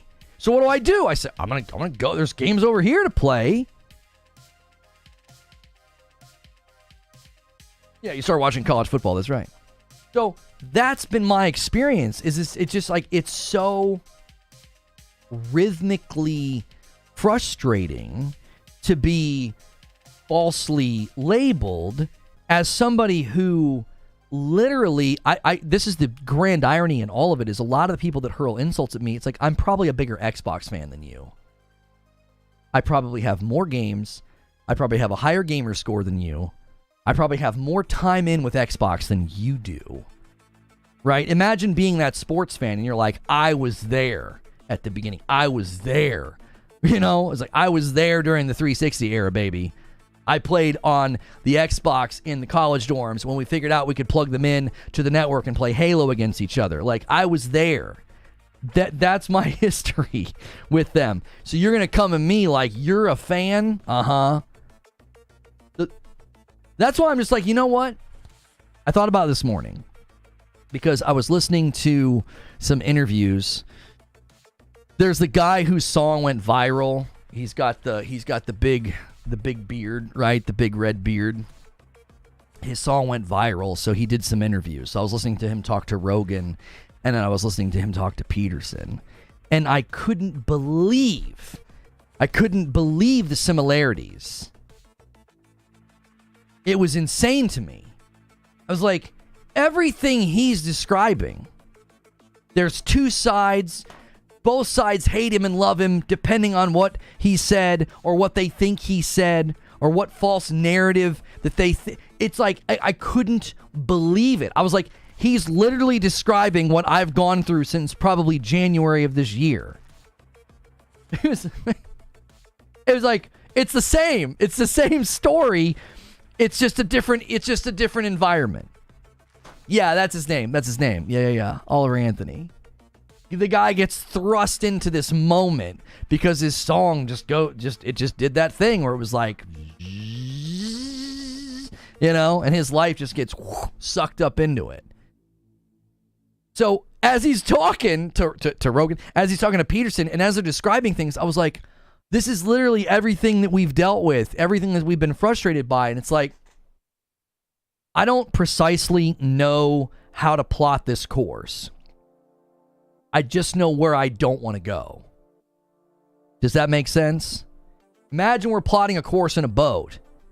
And I know there are territories and there are waters. I'm not taking this boat, dude. I'm not doing this. I'm not getting stuck in these weird torrents of futility and insanity. I'm not doing this. I know where I don't want to go.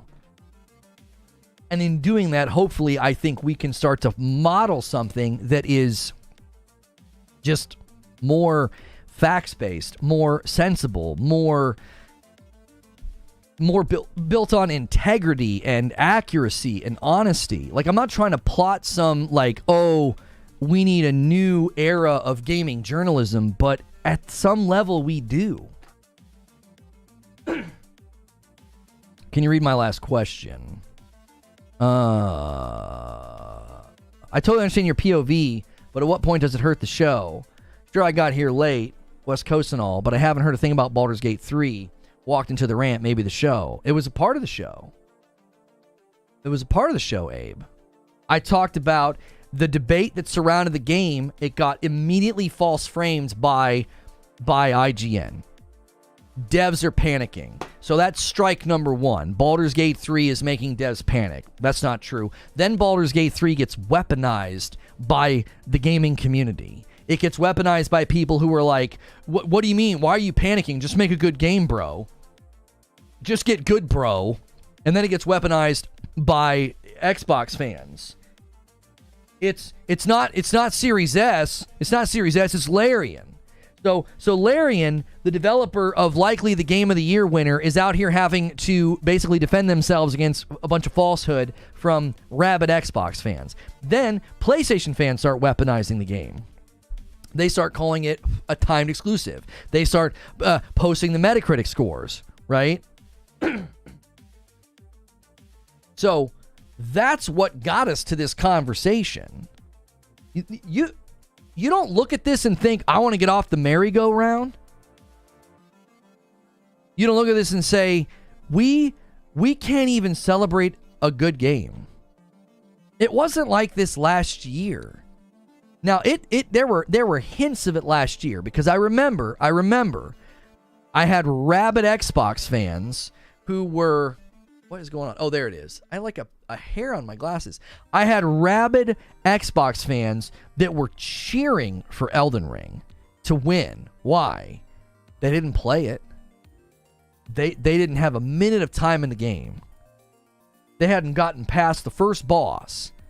Why were they cheering for it to win Game of the Year? Because they didn't want Ragnarok to win. And I thought to myself, that's kind of crazy. And then this year happened. And it's like it's worse. It's like Baldur's Gate 3 is the clear winner. And I genuinely think there are people cheering for it to lose. And they're going to go with Nintendo, right? Nintendo's like neutral ground in their mind. They want Tears of the Kingdom to win. Why? Because Baldur's Gate 3 is sort of like wound up in this stupid console fight. So instead of just recognizing the greatness that is Baldur's Gate 3 and saying, we want this game to win because it's the best. We want this game to win because it's excellent. It's like, well, no, we don't want this game to win because it's wound up in the identity of some other platform that we don't like. So the game becomes a subtext at that point. The Baldur's Gate 3 is now a subtext. It's not even the main headline. It's like, just be quiet, Baldur's Gate 3. We're having a conversation here about what should win Game of the Year. And that I think is what I've been driving at, is that we need to be able to hack through that and say, nope, that's a bunch of utter nonsense. And I ended the monologue by saying, if we take all that nonsense and we shove it to the side, what can be learned from Baldur's Gate 3? And so we talked about, and this is some of the stuff that you missed, Abe. We talked about Diablo 4 and how games like Diablo 4, where you have a recognizable franchise, a bunch of institutional knowledge, and you're trying to do a live service game, obviously, you should maybe model yourself after Baldur's Gate 3. There's the chance to do early access. And then I looked at Elder Scrolls 6 and I thought, that's another game that could learn from Baldur's Gate 3. You have this size, you have this scope, you have this massive reach of awareness, and you could put things into this sort of early access. Hey, you can come play our game. Help us build a really, really good game. So, if you're going to Johnny come lately and say you don't like when the conversation goes this way, I can't help you. We've been streaming for 2 hours and 9 minutes, and we spent maybe the last 20 minutes on this. We arrived here because we walked through all those things.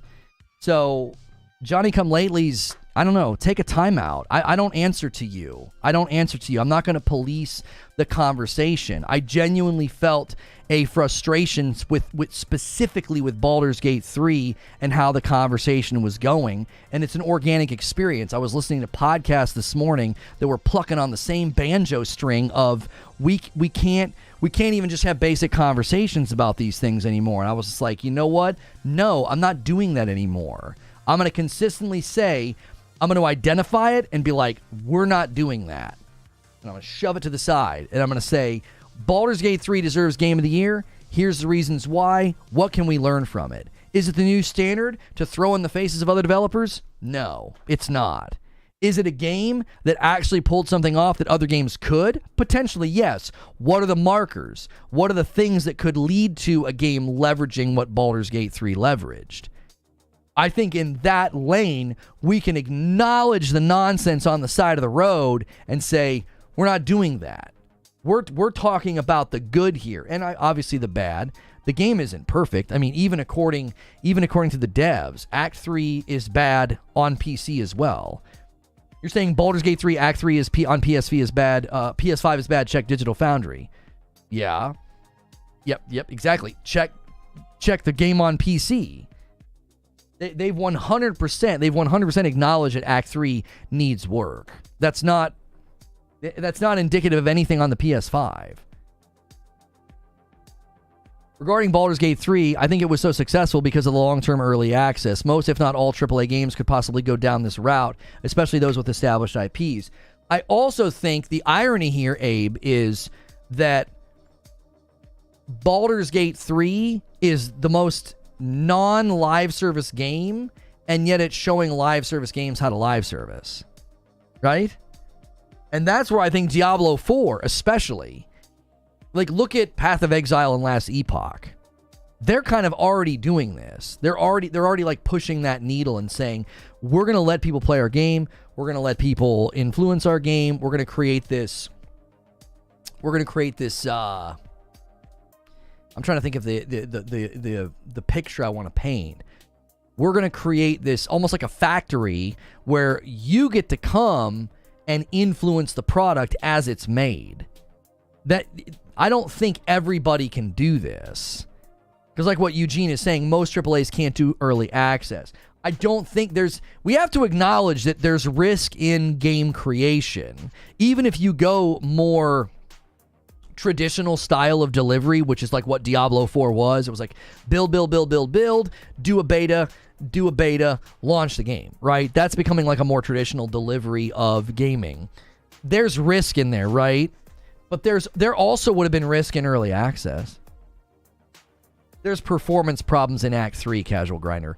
There's risks involved with early access. Early access isn't some like guaranteed path to success. Do you understand what I'm saying? There's not like if we let people play the game early for 3 years, then we'll be as successful as Baldur's Gate 3. You're still taking tons of risk. Because what if people play the game for 3 months and they're like, it's trash, and then you lose the audience? Now, Destiny kind of did. Destiny did kind of do that. I do think, however, when you have a larger, more recognizable brand, I think it has more endurance. Like, I think Diablo 4 could have weathered that storm. And I also think Elder Scrolls 6 could weather that storm. Nobody's just going to, like, write off those titles, right? They do early access, and you play for a couple of months, and you provide feedback, and you're like, it's trash, I'm out of here. They're almost too big to not be able to maintain some interest. That'd be really weird for people to just be like, nah, I'm totally done with Elder Scrolls 6 early access. That's not a sentence. I just don't think that would be the result. Is the early access not being on the table due to constantly accelerating release cycles of games? Baldur's Gate 3 isn't a franchise title releasing 2 or 3 years. Yeah, I think that's definitely part of the mix, Parasito. Some of these larger titles are on delivery cadences that aren't healthy. I mean, we've talked about this with Jedi Survivor. We've talked about this with Game Pass. We've talked about this with, like, hey, if you're trying to push out games according to, like, corporate cadence requirements, that I think is a bad, that's a death sentence to some games.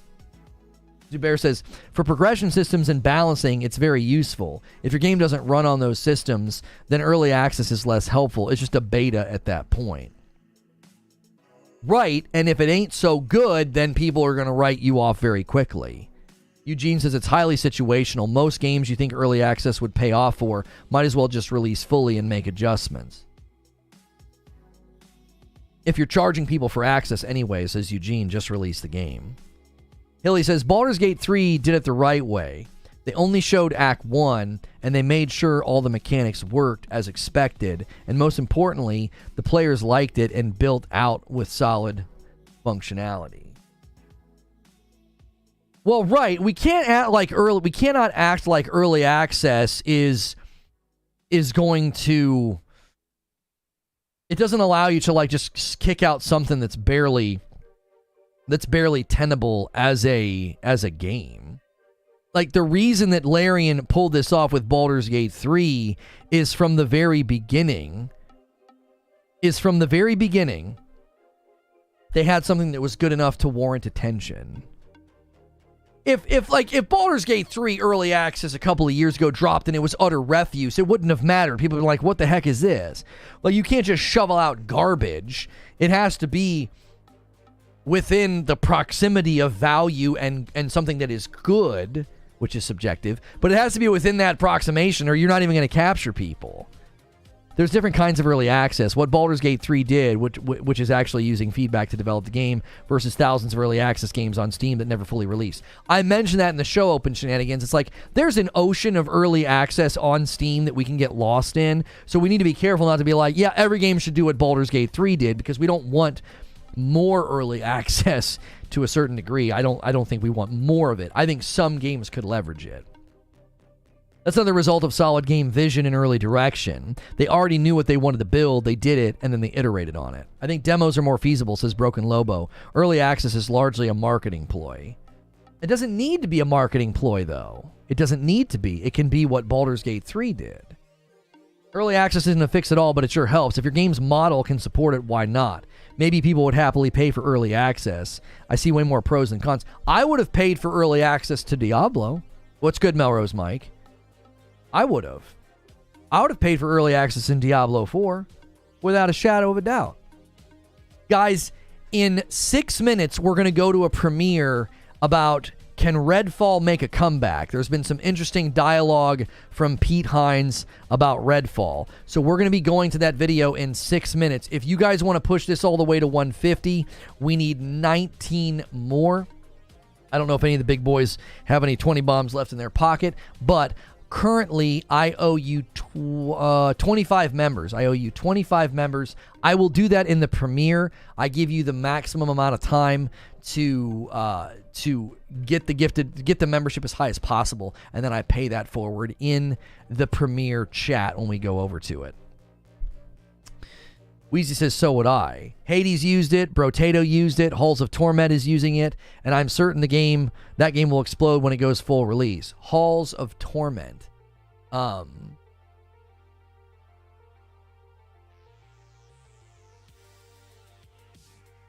I've not seen that one. Yes, it can.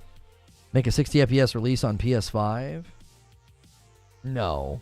Soul Train's going to help out, and he says, come on, y'all, we can do this. And he bumps it to 132. Thank you so much, Soul Train, for gifting a membership. Javier Cota has deep pockets. How much would you have been willing to pay? They'd have charged you 60 minimum. I'd have paid 60 for Diablo 4 early access. Yeah. If I, listen, think of it this way. Think of it this way. If I know I'm going to be playing Diablo when it fully releases, I have no problem paying to get in now and to provide my own feedback. Even if it's as simple as where I focus my time is one more data point that helps them, like even that I think is worth the price of admission, right? I'm literally saying, hey, I know I'm going to play this game, right? I know I'm going to play this game when it fully releases. Why not play it now? It would be really odd for me. Let's use Elder Scrolls 6 as an example. Are you kidding me? In what universe am I not buying and playing that game when it fully releases? I mean, I'll say it. It's weird to say it. They already have my money. They already do. Bethesda and Microsoft, they already have my money for Elder Scrolls 6. They already have my money for Hellblade 2. There are certain titles that have gained that sense of, I'm getting that game no matter what. So, if I do it a year ahead of time, 2 years ahead of time, and my engagement, my feedback, my opinion, my videos help the game become better, why would I not do that? I can't see a reason to not do that. Like, I feel like that's an easy win. The Novice Woodworker says, thanks for the membership. Expectations, experimentation doesn't get pushback in early access. Big changes to systems don't get pushback. A general release is not the same. These users are knowingly buying access to an unfinished game and they know it will improve. Full releasing in a crappy state isn't much better. Oh, what's the difference between full release and knowing they'll make adjustments and paying early access? Again, it's a timeline thing. It's a timeline thing. It's an expectation thing. If I am paying knowing that I'm going into early access, I know this isn't the finished product. This is just kind of the beginning.